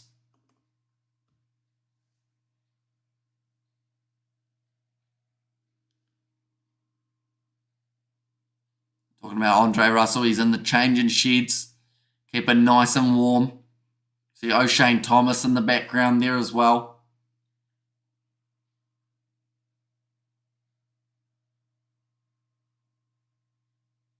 And in the crowd with the blanket. And Play Sport leaves drugs alone. Isn't it summer in Australia, says BRB? It is, but it still gets cold every once in a while. And Hobart as well, you've got that terrible breeze. So I think it's more the wind chill that is getting to people rather than just the, I guess, temperature alone. Well bowled by Stoinis. I just lose captaincy and vice captaincy is all. Still get back into the team and continue to make millions, says the house. So yeah, they're very lucky in that regard. But you know, it's one of those ones. There were a lot of people who had to say it's all good before it happened. So if you want I mean, of course you can blame the players, but you also, if you're looking at that side of things, you got to look at the management and the ICC who actually said, nah, they're all right. And 220 overs and they good, says Double G. Marcus Stoinis got it in him on 49. Ooh, nice short ball. If it is going to be the dot. And now the required run rate has gone up to 12.2. West Indies have really dropped off here. Not like it's biased hierarchy, but once again, certain people you can blame. But 11 at the moment is the run rate they are working at, or at least that the Australians were working at. Who else bowling spin here for Zam? But they've got Maxwell and they also have Tim David. Oh, big full toss. That'll be the 50 though for Brandon King. Well bowled. Well, no, sorry, well batted. Terrible ball from Steiners. Big full toss. Brandon King brings up the half century. Big smile on his face. How do you think USA is going to perform in the World T20? I think that they'll probably learn a lot. I don't think they'll be a real top contender, but being a part of the competition, I think, will be a good learning experience. 3 balls left. Stoinis has just gone for the 4 in this over. That is better. Has he got it? No, he doesn't. Brandon King goes out very next ball after getting the 50. That is a trend we have seen for the Windies quite a bit as of late, but that is going to be the end of what was a good innings. He brought up the 50, but he needed more now. Shea Hope will make his way to the middle.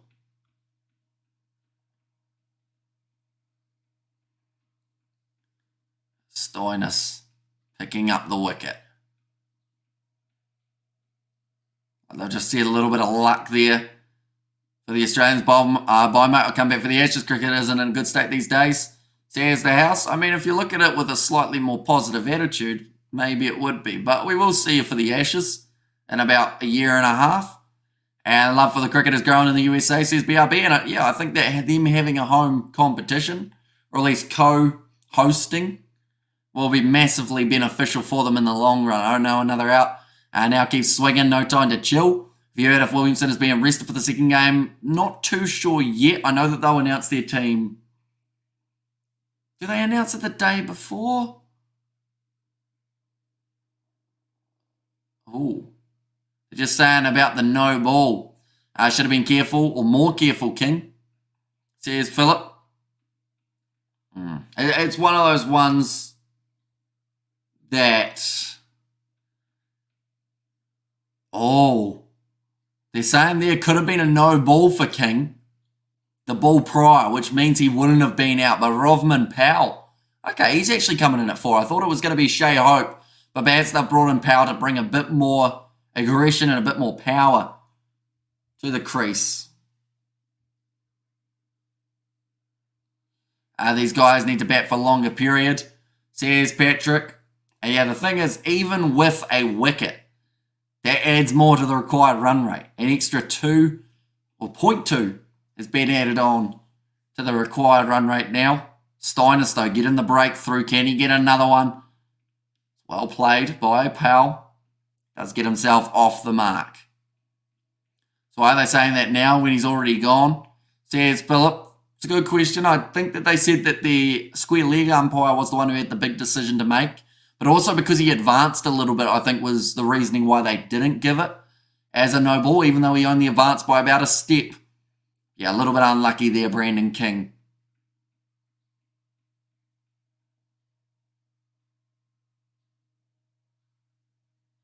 Okay, they've just said there on the commentary The third umpire can only intervene on a no ball decision for height if the umpires ask them to. So whether the third umpire thought it was a no ball or not, he doesn't get a chance to say anything because the third umpire or the umpire on the field, square leg, didn't say anything. Stoinis now to close out the over straight to the man in close, and that is a great over from Stoinis. Only the 5 runs off it. Now the required run rate back up to 12.6. That's an unfortunate dismissal. They are just showing the Johnson-Charles dismissal could have been a 6, but didn't quite time it. And David Warner taking it well in the deep. And then the other boundary, or almost boundary, for the Windies was taken by Sean Abbott down at square leg. Before I go, how much you make off every stream? Not enough to live off, which is why I still work a full-time job. But I would say, like, it's a lot less than you think it is. YouTube take a fair cut. Tax takes a fair cut. And then I have just enough to buy sporting subscriptions. Sometimes is the best way of describing it. Glenn Maxwell went for 17 of his first over. And keep on it, boys. Another one, says Helen Howe.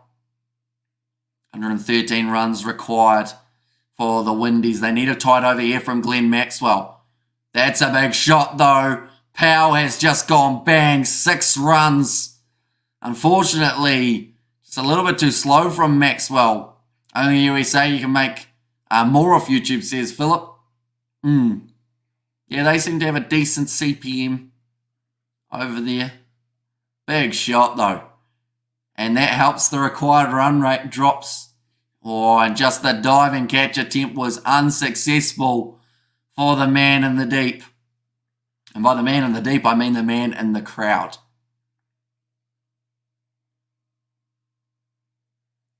Saying there, Glenn Maxwell would much prefer to be bowling to the left-hander in this scenario. I think he's got to put it outside off stump, though.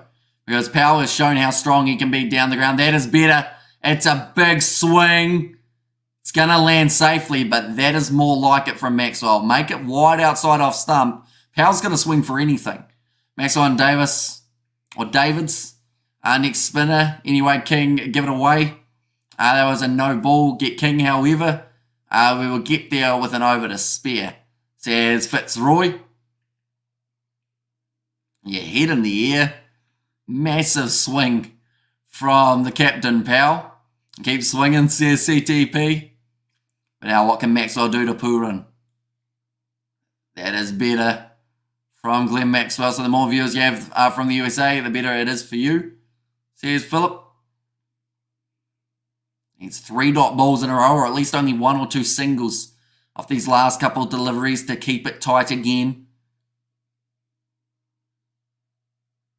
Use of the feet there, Pooran. He gets the easy single worked to square leg. Had Josh Hazelwood as the man who was fielding that one. But the right-hand, left-hand combo will make it hard for the bowlers to settle for the Australians here. Only another 50 balls remaining.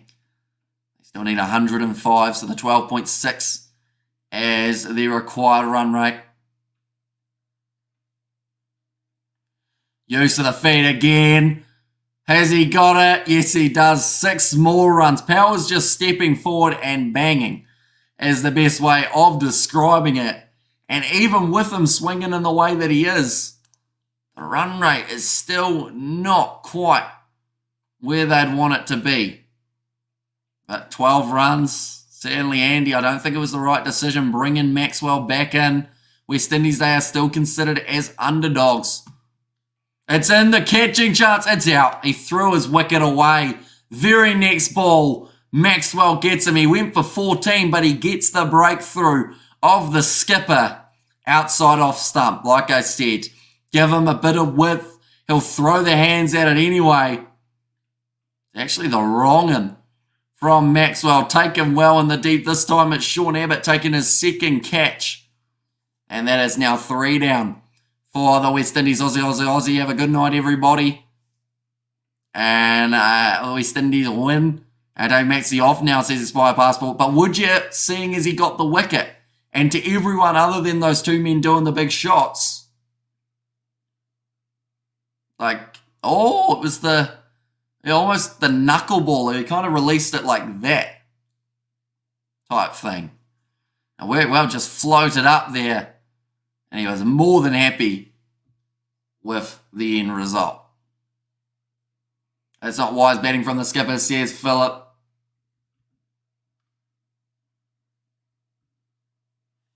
And brought that wicket. Yeah, but sometimes you got to. You know, at the end of the day, the West Indies, they have had 3 times now that they've tried to hit the ball in the air, then when maybe the ground option would have been better. And plus, when you got a guy who's just swinging for the fences trying to hit sixes, all you need to do is get it outside that off stump. They'll either smack you for 6 or they'll get caught. We've seen it twice now. 2 West Indies players getting caught out on that boundary.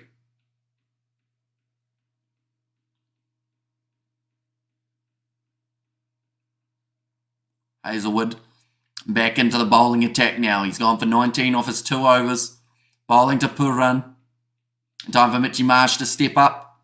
Says Expire Passport, bro. I don't even think they're going to give Mitchell Marsh a bowl here. Mainly because he has tested positive. So you don't want to risk him in that regard. In terms of making him too overly tired. Star Trek OG or New Generation. I haven't watched either of them. So, yeah, I wouldn't actually know. Unfortunately.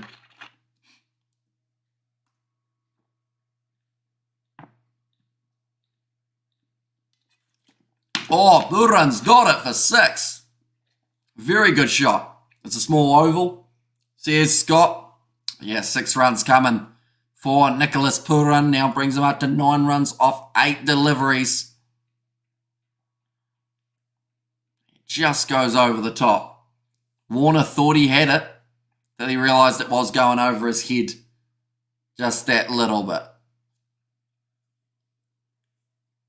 93 from 46, 12.1, still the required run rate. And better from Pooran, just nicely played. Matthew Wade has a crack and he does hit the stumps. Very well fielded, just tells Pooran not to take that risk on Matthew Wade's arm. Are you going to cover the under 19 World Cup final? I am not, no. Unfortunately. Yeah, very good throw. Does get there comfortably, Pooran, but he still managed to hit the off stump. West Indies always give the game away. Going at 13 and over here, says Helen Howe. And they've been at just under that 10 over or 10 per over mark. At the moment, the way that it sits. But Shea Hope normally got a strike rate of 140. He's a very handy batsman. Throughout the ODI series, though, he did struggle to get the runs ticking.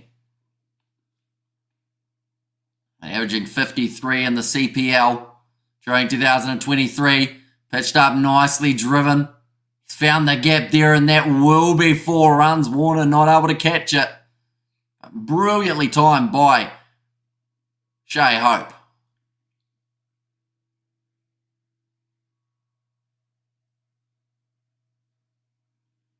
Yeah, very nicely played. Through that point region. Just full face of the bat. Let's go, West Indies. Keep it up. Says Simran there. And expensive over. Says BRB and just ease the squeeze, folks. We got this game. Again, it will be another single for the Windies. A little bit more expensive than Hazelwood would have wanted. Already 12 runs off it. But most of the time when Australia have had those expensive overs outside of the power play, they have then picked up the wicket not too far after. Now, Pooran and Hope both have the power to close out this game for the Windies, but it's whether or not they make a silly error. I feel like these two, they'll be relatively smart with which ball they go after. But it could be tricky. One more wicket fall and could change this game completely. Wide outside off stump. And that will be the end of the over. Thought for a second that it was going to be called as a wide for Josh Hazelwood. And my $250 is safe, and I come on the Windies. Hi, lads. Here's Yanlu, welcome in. So, jinxing, bro. Look, I'm just commentating. There'll be some jinxing either way, no matter what I say. I'll say the Windies are going to win this game. I'll say Australia are going to win this game. One of them is going to be right. The other one's going to jinx. A lot of my jinxes probably cancel each other out, though. Zampa back into the attack. No jinxing, thank you. West Indies going to win. I'm manifesting hard. There's Simran there. Now Adam Zampa. 1 for 11 off his 2 overs. So he's been a great option. Marcus Stoinis, the 2 Melbourne Stars boys, have been doing well. Do you go after Adam Zampa? If you are the Windies, they have got a man at deep mid-wicket. They've also got the man at deep cover, deep long off. See if they can get it right. These two to bring us home. Says Phillip. I'm going to slice that one away. West Indies are a good T20 side, good players. Says Yarnloo, very vocal there from Matthew Wade. He thought that it was going to be the wicket of Cam Green in the squad. He is not, no. Not for the T20s.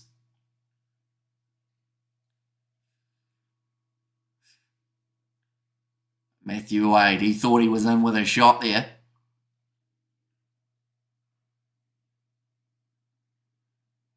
.86 off 41. 12.6. Current required run rate for the West Indies. Per run sitting on 10 off 10. Not quite going quick enough. But a 6 can change that. Well bowled by Zampa. And back Zampa out of the bowling attack. There's Phillip. Another dot ball. As you can see there, the required run rate just popped up 3 points. Just hoiking that one to leg side. I think Pooran did take a tumble. But they will still get through. Now Shea Hope. I watch Zampa closely. I feel like the wrong ends coming soon. It didn't seem like there was a huge amount of turn for those first couple deliveries that he did try the orthodox leg spin. 85 runs at the moment from 39 balls. It's going to come down to the wire. Hope has gone out 3 times facing leg spin. Strike rate of exactly 100. He's had a big swing at that one. Got it over the top, and that will be 4 runs. For the ODI skipper, we can't make Zampa hike up the run rate. Says a Phillip, but yeah, good boundary for Shea Hope.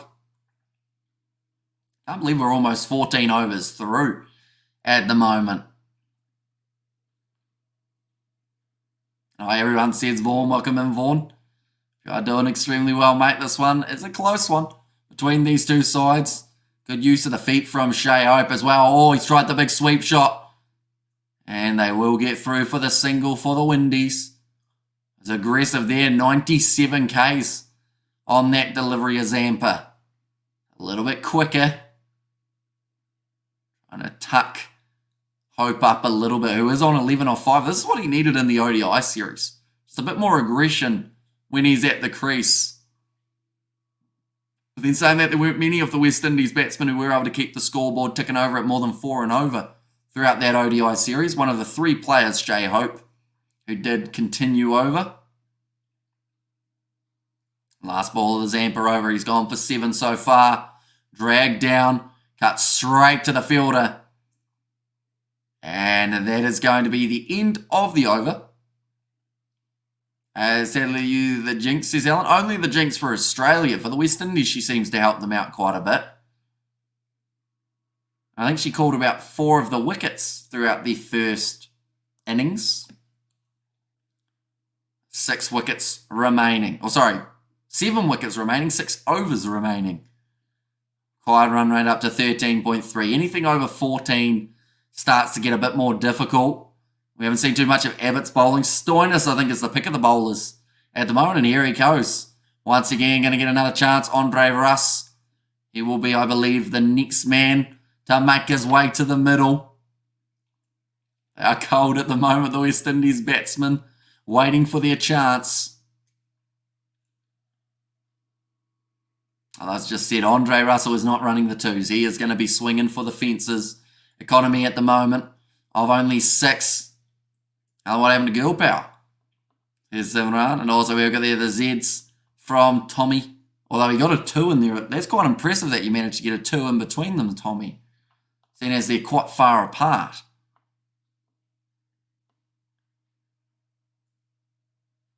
Stoinis. He did also pick up that wicket early on. And there'll be one batsman for the Windies who has made it to 50, that being Brandon King. Stoinis outside off stump, well bowled. Could be two. Yes, they're going to take it on. No, they just turn around and say that'll be the single. Well fielded in the deep by David Warner, showing some good hustle. And it's those little moments that even turning a 2 into a 1 up that required run rate that little bit more, up to 13.5 now.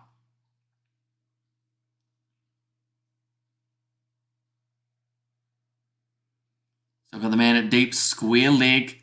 By the looks at also long on is in play.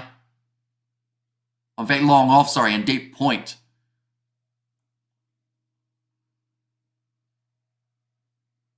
Stoinis, 1 ball, 1 run. Pooran on strike. Oh, he's missed it. Big swing in the miss for the slow ball. 108 Ks. That dot, wait for it. 13.5 required run rate will go right up to around 13.9 with that dot ball. Russell looking very calm on the sidelines. Phillip and Sadler. You did jinx, says Helen. Although I think you're going for Australia, aren't you, Helen? If I'm correct. Seda Zari Joseph also is a man who can hit the ball hard. They have got 5 back. I believe Stoinis, his tactic will be bowl outside off stump. He has certainly got the field set for it. Making quite a few little changes. They've got a long on, a long off, a deep mid-wicket, a deep point, as well as a deep cover. A lot of men back for Stoinis. Does put it very wide. That was almost off the pitch. Could have ended up being a no ball for Marcus Stoinis.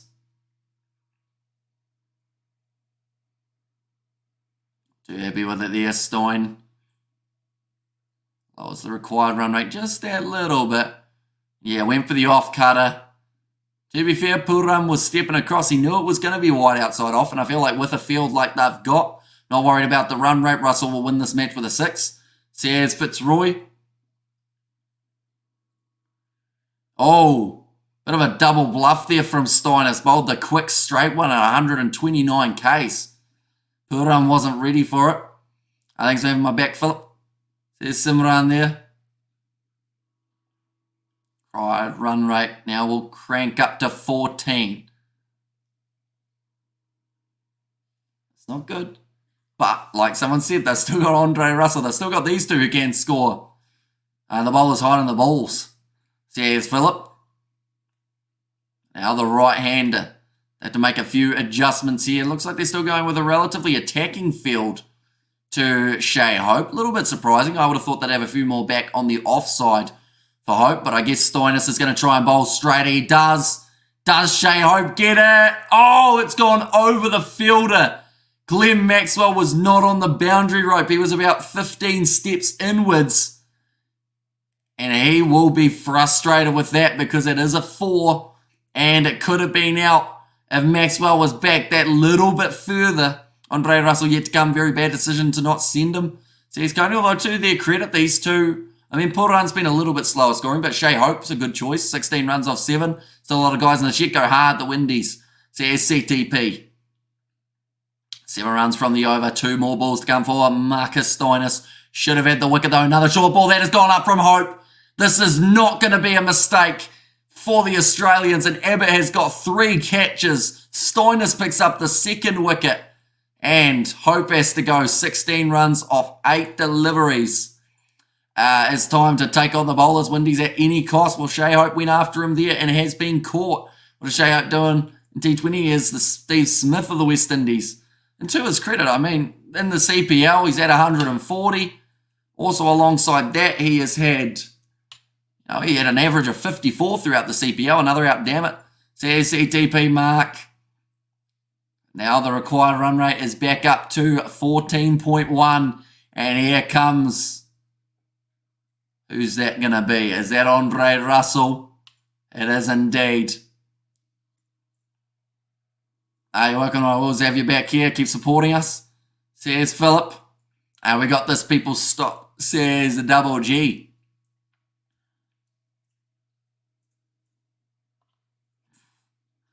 475th match of T20 cricket for Andre Russell. Now, he has had 73 at international level, but that is an insane amount of games. Why no draw option? Because the draw is not an option. If we end up with a draw, we're going to the super over, and then eventually a winner will be decided. One ball to come in the over.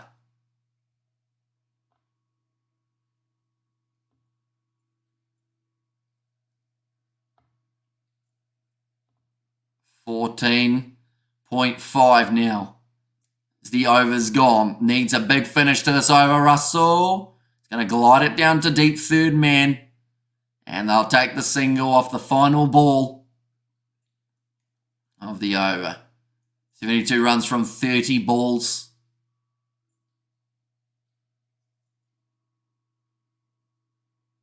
Just show Marcus Stoinis. It was once again the bouncer this time to hope that got him. It did actually tuck Puran up a little bit. Couple balls beforehand.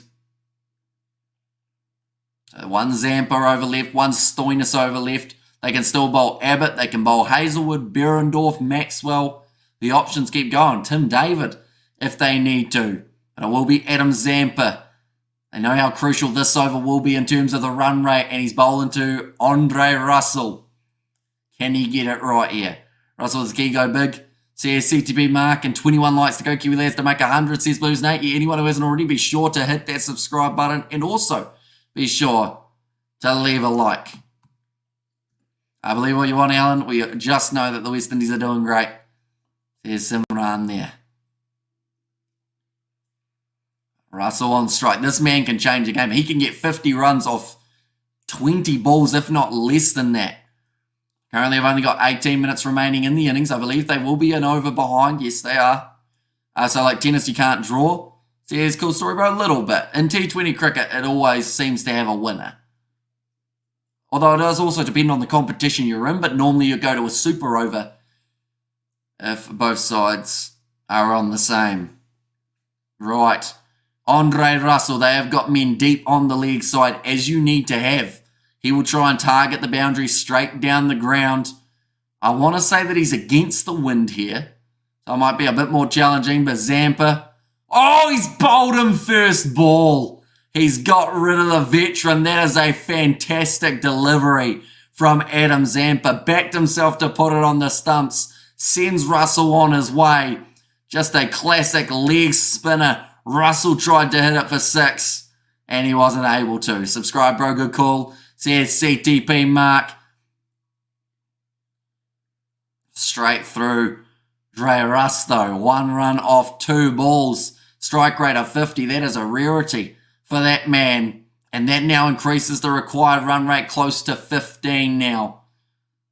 They've just said the wrong decision for Andre Russell. Like they said, he's good enough to at least look at 1 ball from Zampa.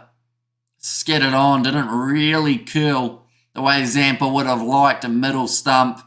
Says Blues Nate, and they're doing a great job. I give the game away all the time. Top order go high, not long after it's just sliding away. And we are still going to win the game, says Phillip. Yeah, fantastic ball. Russell's certainly a player that Australia wanted to see the back of. Now it's going to be Rutherford making his way to the crease. I don't actually know a huge amount about this man. I've heard that he can battle right. He's got a strike rate of 150. His best is 36, so he doesn't score a huge amount of runs, but he scores them quickly. Average of 19. Doesn't have too much time to watch out for this ball of Adam Zampa. Down the leg side, they'll take the single. Nicholas Puran has become the key. Because if he cannot get a big total here and keep those runs ticking over, the West Indies will be in trouble, but they are $9 underdogs. My hope is weak today, Philip, but I have faith in the West Indies. Now I'm going to be up to 15.2. And Rutherford is the key, bro. Would you not say Puran is also in there, though, as one of the keys? Like, at the end of the day, he is the set batsman. He's on 12 off 15. Normally scores a lot quicker than that.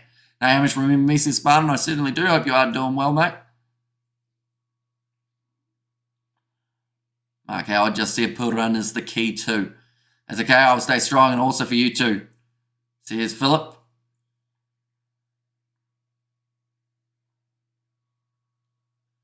Oh, he hasn't got that. Or has he? Into the breeze, sliced for 6. It's still gone all the way. That's why I'm not a fan of leagues. These big dogs never perform at big stage. The representative or respective teams. Says Coding and Puran will bring it, but that is a 6 for Nicholas Puran. Just swung through the line of the ball, almost ended up with the ball turning, or the bat turning in his hands, and still got the power.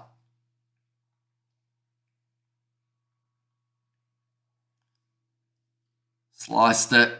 Big smile on the face there from Rutherford. Was liking what he saw. And good intent shown by Nicholas Puran. He needs, 10 of those almost wins the game for the Windies. 11 of them would. But that's a long way to go, ladies and gents. Still another 4.5 overs remaining. They need 14 per over. Big shot from Puran. He's gone. Not enough. He is out. Zampa gets the wicket. Puran's gone. Abbott's got 4 catches. They once again backed the big boundary and the slower deliveries. It's been extremely hard to get them away for 6, but Puran went after it. I thought he got it enough. To be fair, some of the boundaries around Australia that would have crossed the boundary rope. Another big dog perished. Says Coding, but Zampa gets it. That is his 3rd wicket. He is running rampage at the moment at Blundstone. Do you think Shea Hope will be considered for T20 international side of the West Indies because there are many players that can be more consistent than him in this format especially? Says Barton, although a lot of those guys that you talk about in terms of being consistent also haven't been able to perform in this game. Of course, we'll see a few more changes throughout the next 2 T20s. I should mention as well, the West Indies, they are playing Australia in 2 days' time. It will be the Sunday game that has taken place. Abbott saying 4 wickets that he has caught and still not given up on them. Says Philip, it's going to be Romario Shepherd now, ladies and gents, who makes his way to the crease, and there's almost no time to be able to do anything but swing here for the West Indies. Like Mark Waugh saying there, you got to pick your bowler and you got to pick who you want to go after. Nice play from Romario Shepherd, gets the single. Why these West Indies batters only targeting mid-wicket to hit the 6s, knowing well that it's the biggest side, says Coding. Yeah, it's a bit of decision making. It isn't quite working here for the West Indies. Brings up the 150 now. Need this win today. Come on, the West Indies, says Simran there. But last ball for Adam Zampa of his spell. Let's get hit away through the gap. And just the one. Brilliant bowling from Adam Zampa. 3 wickets. 26 runs he's gone for of his 4 overs. But 2 wickets just coming from that over. What do you think the point of difference was in this game? The West Indies losers? Says Barton, I think that it was those last few extra overs that the West Indies bowled. They had the Australians in a bit of trouble. It looked like Australia were going to struggle to get to 200, but then there were a couple real big overs in between. Plus just their fielding, unfortunately, has been below par, and Australia's hasn't actually been that much better in terms of the on-the-ground fielding, but they've taken their catches, and that is the big difference. Maxwell, yes, he did drop one because it went over his head. But other than that, Abbott taking 4 catches just by himself has been doing extremely well.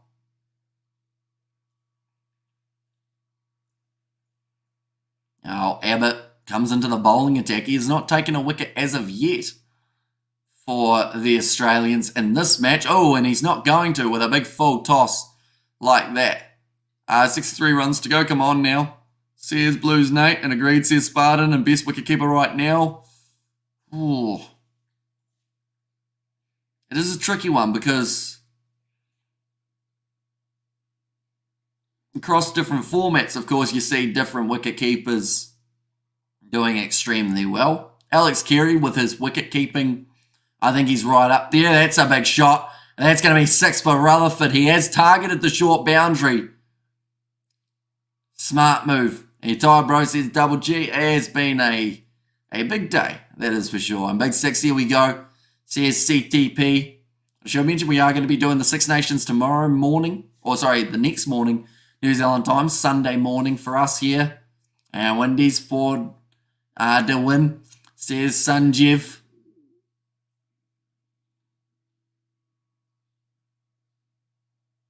Yeah, there was about a 3-year-old girl who tried to take that catch. That's going to be another wicket. Rutherford's tried it twice. The second time wasn't as nice, and that is going to be Abbott now taking that first wicket in the match for himself. West Indies now 7 down.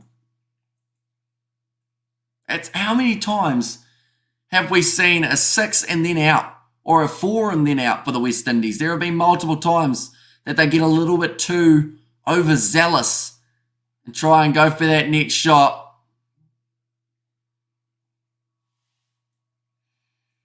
West Indies now, and why the umpire's wearing helmets looks very funny, is for their safety. They don't want to get hit with the ball. They used to have those shields. But yeah, some umpires just prefer to wear helmets rather than the other option, which is that shield. There was another big yawn. Australia looking to close this one out by bowling the West Indies team completely out. It was a good take from Aaron Hardy to get nice and low. Getting a bit worried now. Yeah, they've lost a couple big ones that they really couldn't afford to. But Jason Holder comes into the crease at number 9. Now, he's not a bad option. Like, to be honest, strike rate's not bad. Bro, you are tired, says Spartan. I am indeed. But hopefully, we won't be tomorrow for cricket. Do you believe in miracle, Sanjeev? It's going to be called as a dot ball. Holder left it, thinking it was going to be a wide. Very strategically bowled by Abbott there. Only 21 balls remaining here, just about 3 overs for the West Indies. Like I said, not an easy night to bowl your spin options, but Zampa's done extremely well. Played safe by Holder, just takes the single. How the tables have turned, Philip. I'm not giving up yet. A couple quick wickets changed things. Last 2 overs, we have seen a total of 3 wickets for the West Indies. They've lost their middle order all in one foul swoop. But they've still got Alzari Joseph, who can hit 6s. And play while Marley sparks it up. Or Courtney Walsh and Brian Lara need someone. Says Blues Nate.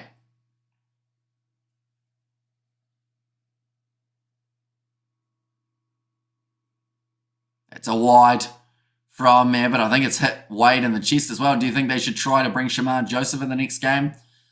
Just do tactical changes and go with the same 11. I think that they'll make 1 or 2 changes, but yeah, Shamar Joseph's still very happy sitting back in the West Indies in the Caribbean enjoying that test match still. So yeah, I don't think they'll bring him in just yet. Maybe next season might be a good option. Now Abbott, driven out through cover for the one. If Australia got an early wicket, the West Indies would have got bowled out for under 135. Says expired passport, bro. Players are okay. Says Philip. Yeah, I don't think there's too many changes you would need to make off performance-wise. Like, yes, there's been players who have struggled a little bit, but I think you'd still go with a relatively similar side. Pitched up, driven by Holder, got it through the gap. It is a misfield, so they should be able to get back for the 2 runs. Oh, they have only got the 1. That seems like there's not enough attacking nature or enough aggression being shown by the West Indies to only run a 1 on an easy 2. West Indies only need 17.3 runs per over. CTP and 80 odd. Opening stance is expired. And nothing going in favour of the West Indies. Trino. Yeah, currently they are $26 underdogs in this matchup. So it just shows how quickly the game has changed. Australia putting on the pressure in the early putting on the pressure in the 10 to 15 over mark as well. Similar to what we saw for the West Indies. Created chances. Most recent one was taken by Aaron Hardy. I think his 12th man. And 89 opening stand. As it's five, here comes Jason Behrendorff. He's bowled 2 overs. He's gone for 26 runs. And they can target Jason. Still back in Windies. And seen stranger things. And I think Hitmeyer is only available for IPL, not West Indies. Is that right? I believe so. There are a couple players who are missing from this one still and lost 7 wickets for 60-odd runs. So it's by a passport row. 3 overs. 13 would not be enough off this over of Behrendorff. It would help them a little bit. Big full toss. And it's missed by Jason Holder. Didn't try and hit it hard. Unfortunately, didn't even hit it. After such a good start, we shouldn't be in this position, says Philip. That's a sentence that's been said a lot for the West Indies. Unfortunately, throughout their last, what would you say, probably their last 3 games of the ODI series, every time it seemed like the West Indies were in it. And then they just weren't, unfortunately. Little things going wrong, well bowled. A Yorker, Holder will take the single. Doesn't look like he's going to be throwing his wicket away. In fact, he looks like he's playing test match cricket at the moment, Jason Holder. We haven't seen him try and hit the ball hard. Hasn't tried to hit it in the air either.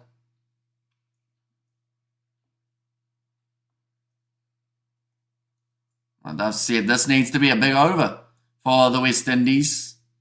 Just the 1 run off the first 2 balls. Romario Shepherd has a slash and he's out too. Mitchell Marsh takes it nicely. And that's one of the problems at the moment for the West Indies is anytime they actually try to attack, they go out. So I can understand to a certain extent why Holder's not swinging for the fences because there's just been so many wickets falling from silly shots. They're not so much going for the boundaries. They're going for 6s, trying to hit it in the air and it's not working. Well, it was a great start. I was even scared.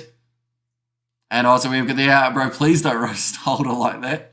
Says Spartan, but Romario Shepherd is out 2 runs off 3 balls. We've got the Aussie, oi. Says expired passport, bro. But he's trying to hit that ball in all the wrong places. Romario Shepherd, he had his head going towards leg. He had the bat trying to angle towards leg. And unfortunately for him, he just got the outside edge and went out to Mitch Marsh and disappointed. And on a single batter try a ground shot. And also these guys at the game with that awesome start, says CTP. Unfortunately, just throwing it away. Akil Hossein will now be the next man to the crease. So they're actually saving Alzarri Joseph here. Deciding not to give him the crack at this point.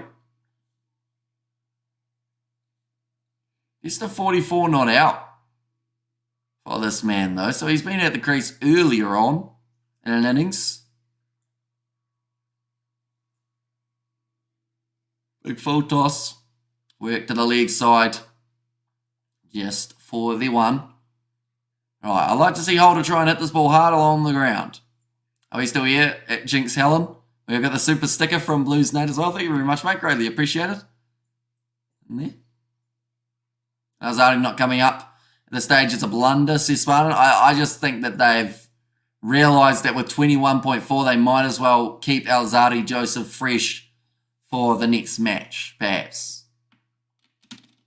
Oh, Holder's hit it down the ground. It's in the air, and it's going to be 4 runs.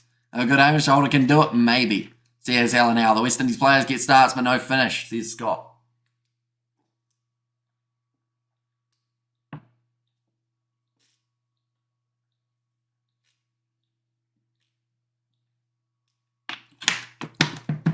That was a lot of water, but was needed, or else the voice was going to disappear.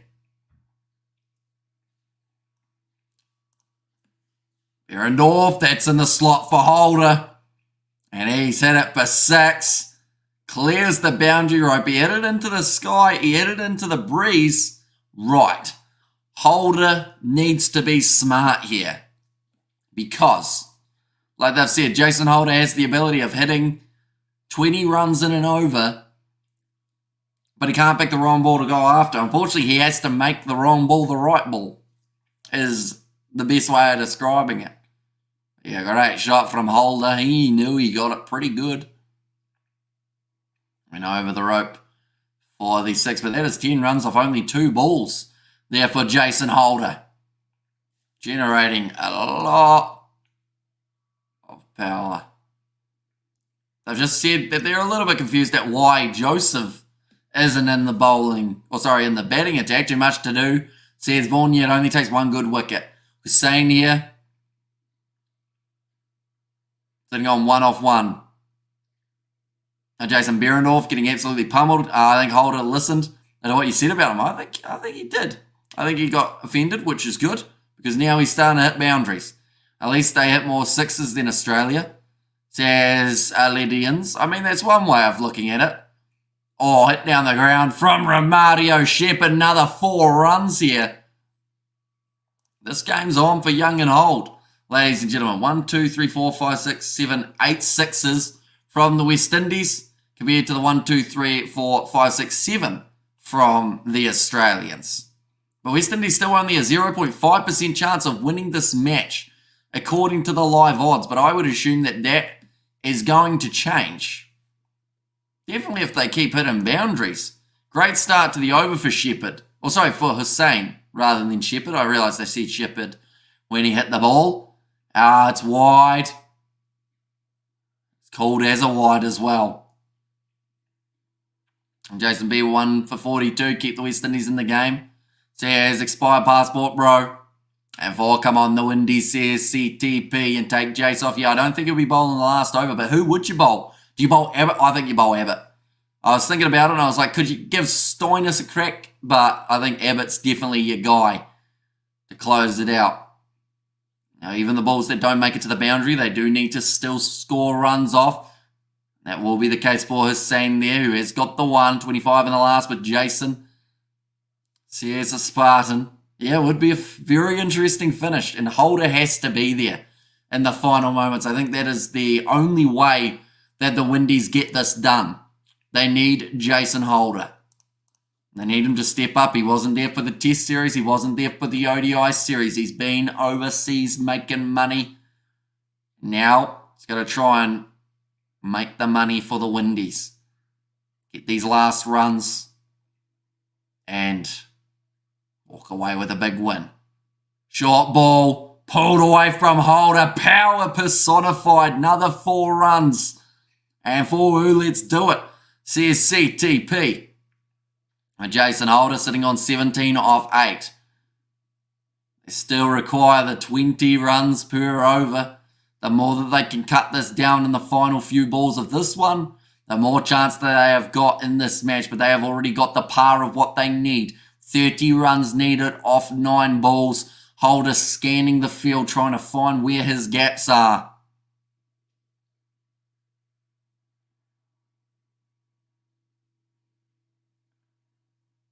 None for 41 for Josh Hazlewood. Being expensive. Ram shot from Holder. Sees a bit of a gap, and they will manage to get the 2. Good run in between the wickets. That can be done, Sadler. There's Allen. Now 28 off 8. So at this stage, it's still around 4 runs a ball required. But a 6, you get 2 6s, that saves a ball. So plenty on offer here late.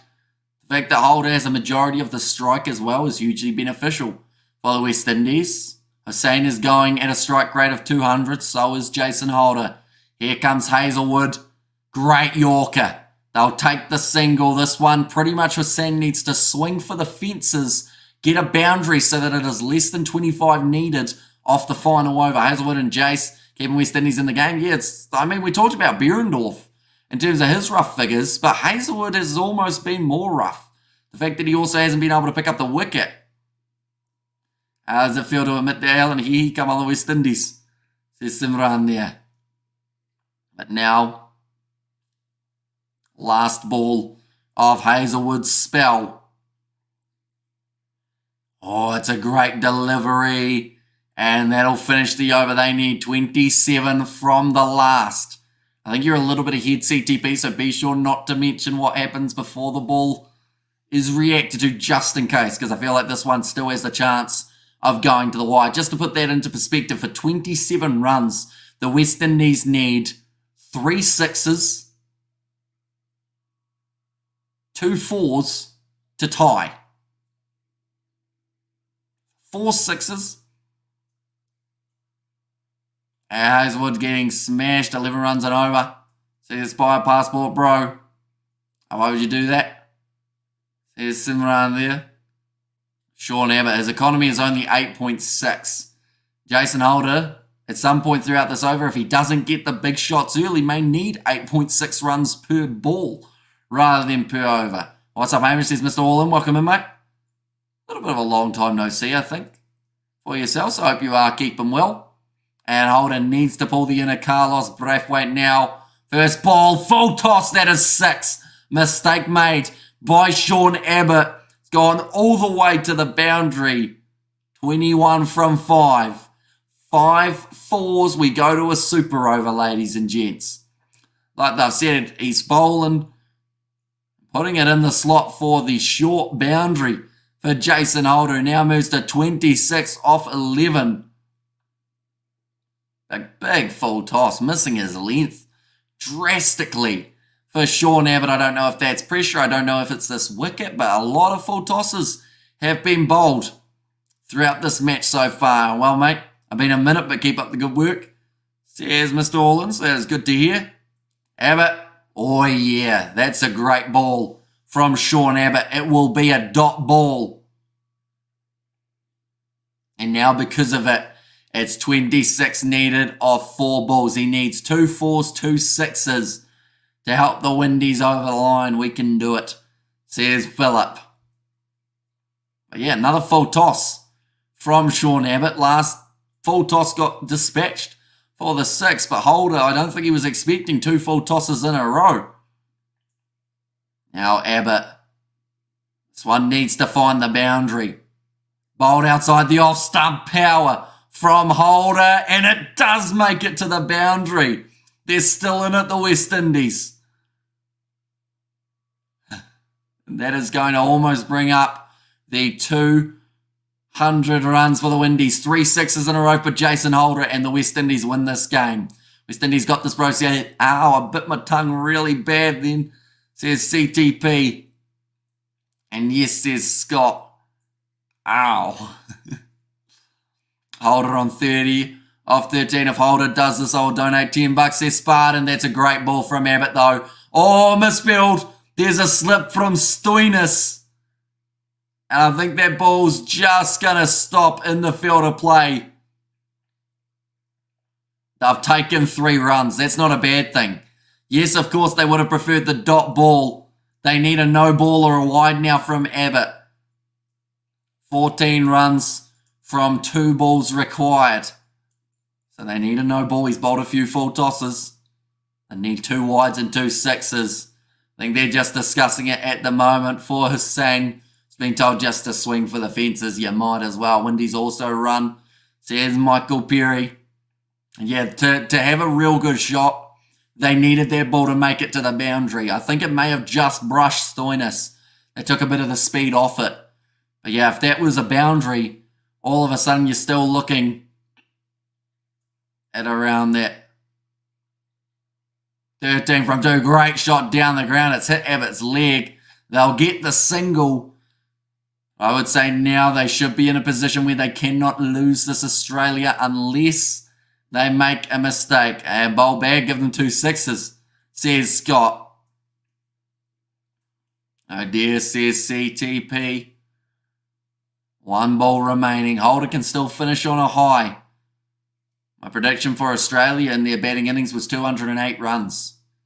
West Indies, if this one goes for 6 from Jason Holder, they will be on. And it makes you wonder, now that I think about it, why didn't they bring Holder out earlier than 9? Advances down the wicket, has a big hoik at it. And that'll be the single to close out the game, ladies and gentlemen. Australia have won this one by 11 runs. Good fight by the Windies still. They just need to care about the extras in this match. Like you said earlier, says Spartan. Yeah, honestly, this was probably the best West Indies performance we have seen in terms of across the ODI and T20s. This is definitely an improvement in the short format. Oi. Says expired passport, bro, and a good game. Well done, Australia. Says less than West Indies managed to score that 200. That's a big positive. Yeah, I think so. At the end of the day, just a couple more boundaries in the middle, and they could have found themselves a lot closer. Good game. Oh, well, maybe next time. Says some run, and of course, that is going to be on Sunday. Ladies and gentlemen, the next match that is taking place. Great game. Well done to both teams. And still happy with the fight at the end. Says Philip, and well done both teams. It was a good game. Says Helen, but yeah, Australia winning it by the 11 runs. Man of the match, you'd probably have to say Zampa's right up there in terms of what he was able to do with the ball. Batting-wise, Warner probably also a shout with his 70 runs that he was able to get for himself. And that middle order for the West Indies just didn't quite fire the way that they needed it to. And in the end, Holder just ran out of time to be able to get those runs. And good win, Australia. And we gave it away. Says Philip, but nonetheless, ladies and gentlemen, I do thank you all very much for tuning in. Like I mentioned, the next one will be on Sunday. So we will be covering that one on the channel as well. I do thank you all very much for tuning in. If you are new, be sure to hit that subscribe button. And I will see you all for... Well, kudos to you, Hamish. Very good commentary. We'll join you for the next ODI. It's sad they didn't win it, says Spartan. Although I think, like I said, improvements have been made. And hopefully around the corner, they can level the series, make it 1-1 going into the final game. But thank you all very much for tuning in. I will see you all for the next one.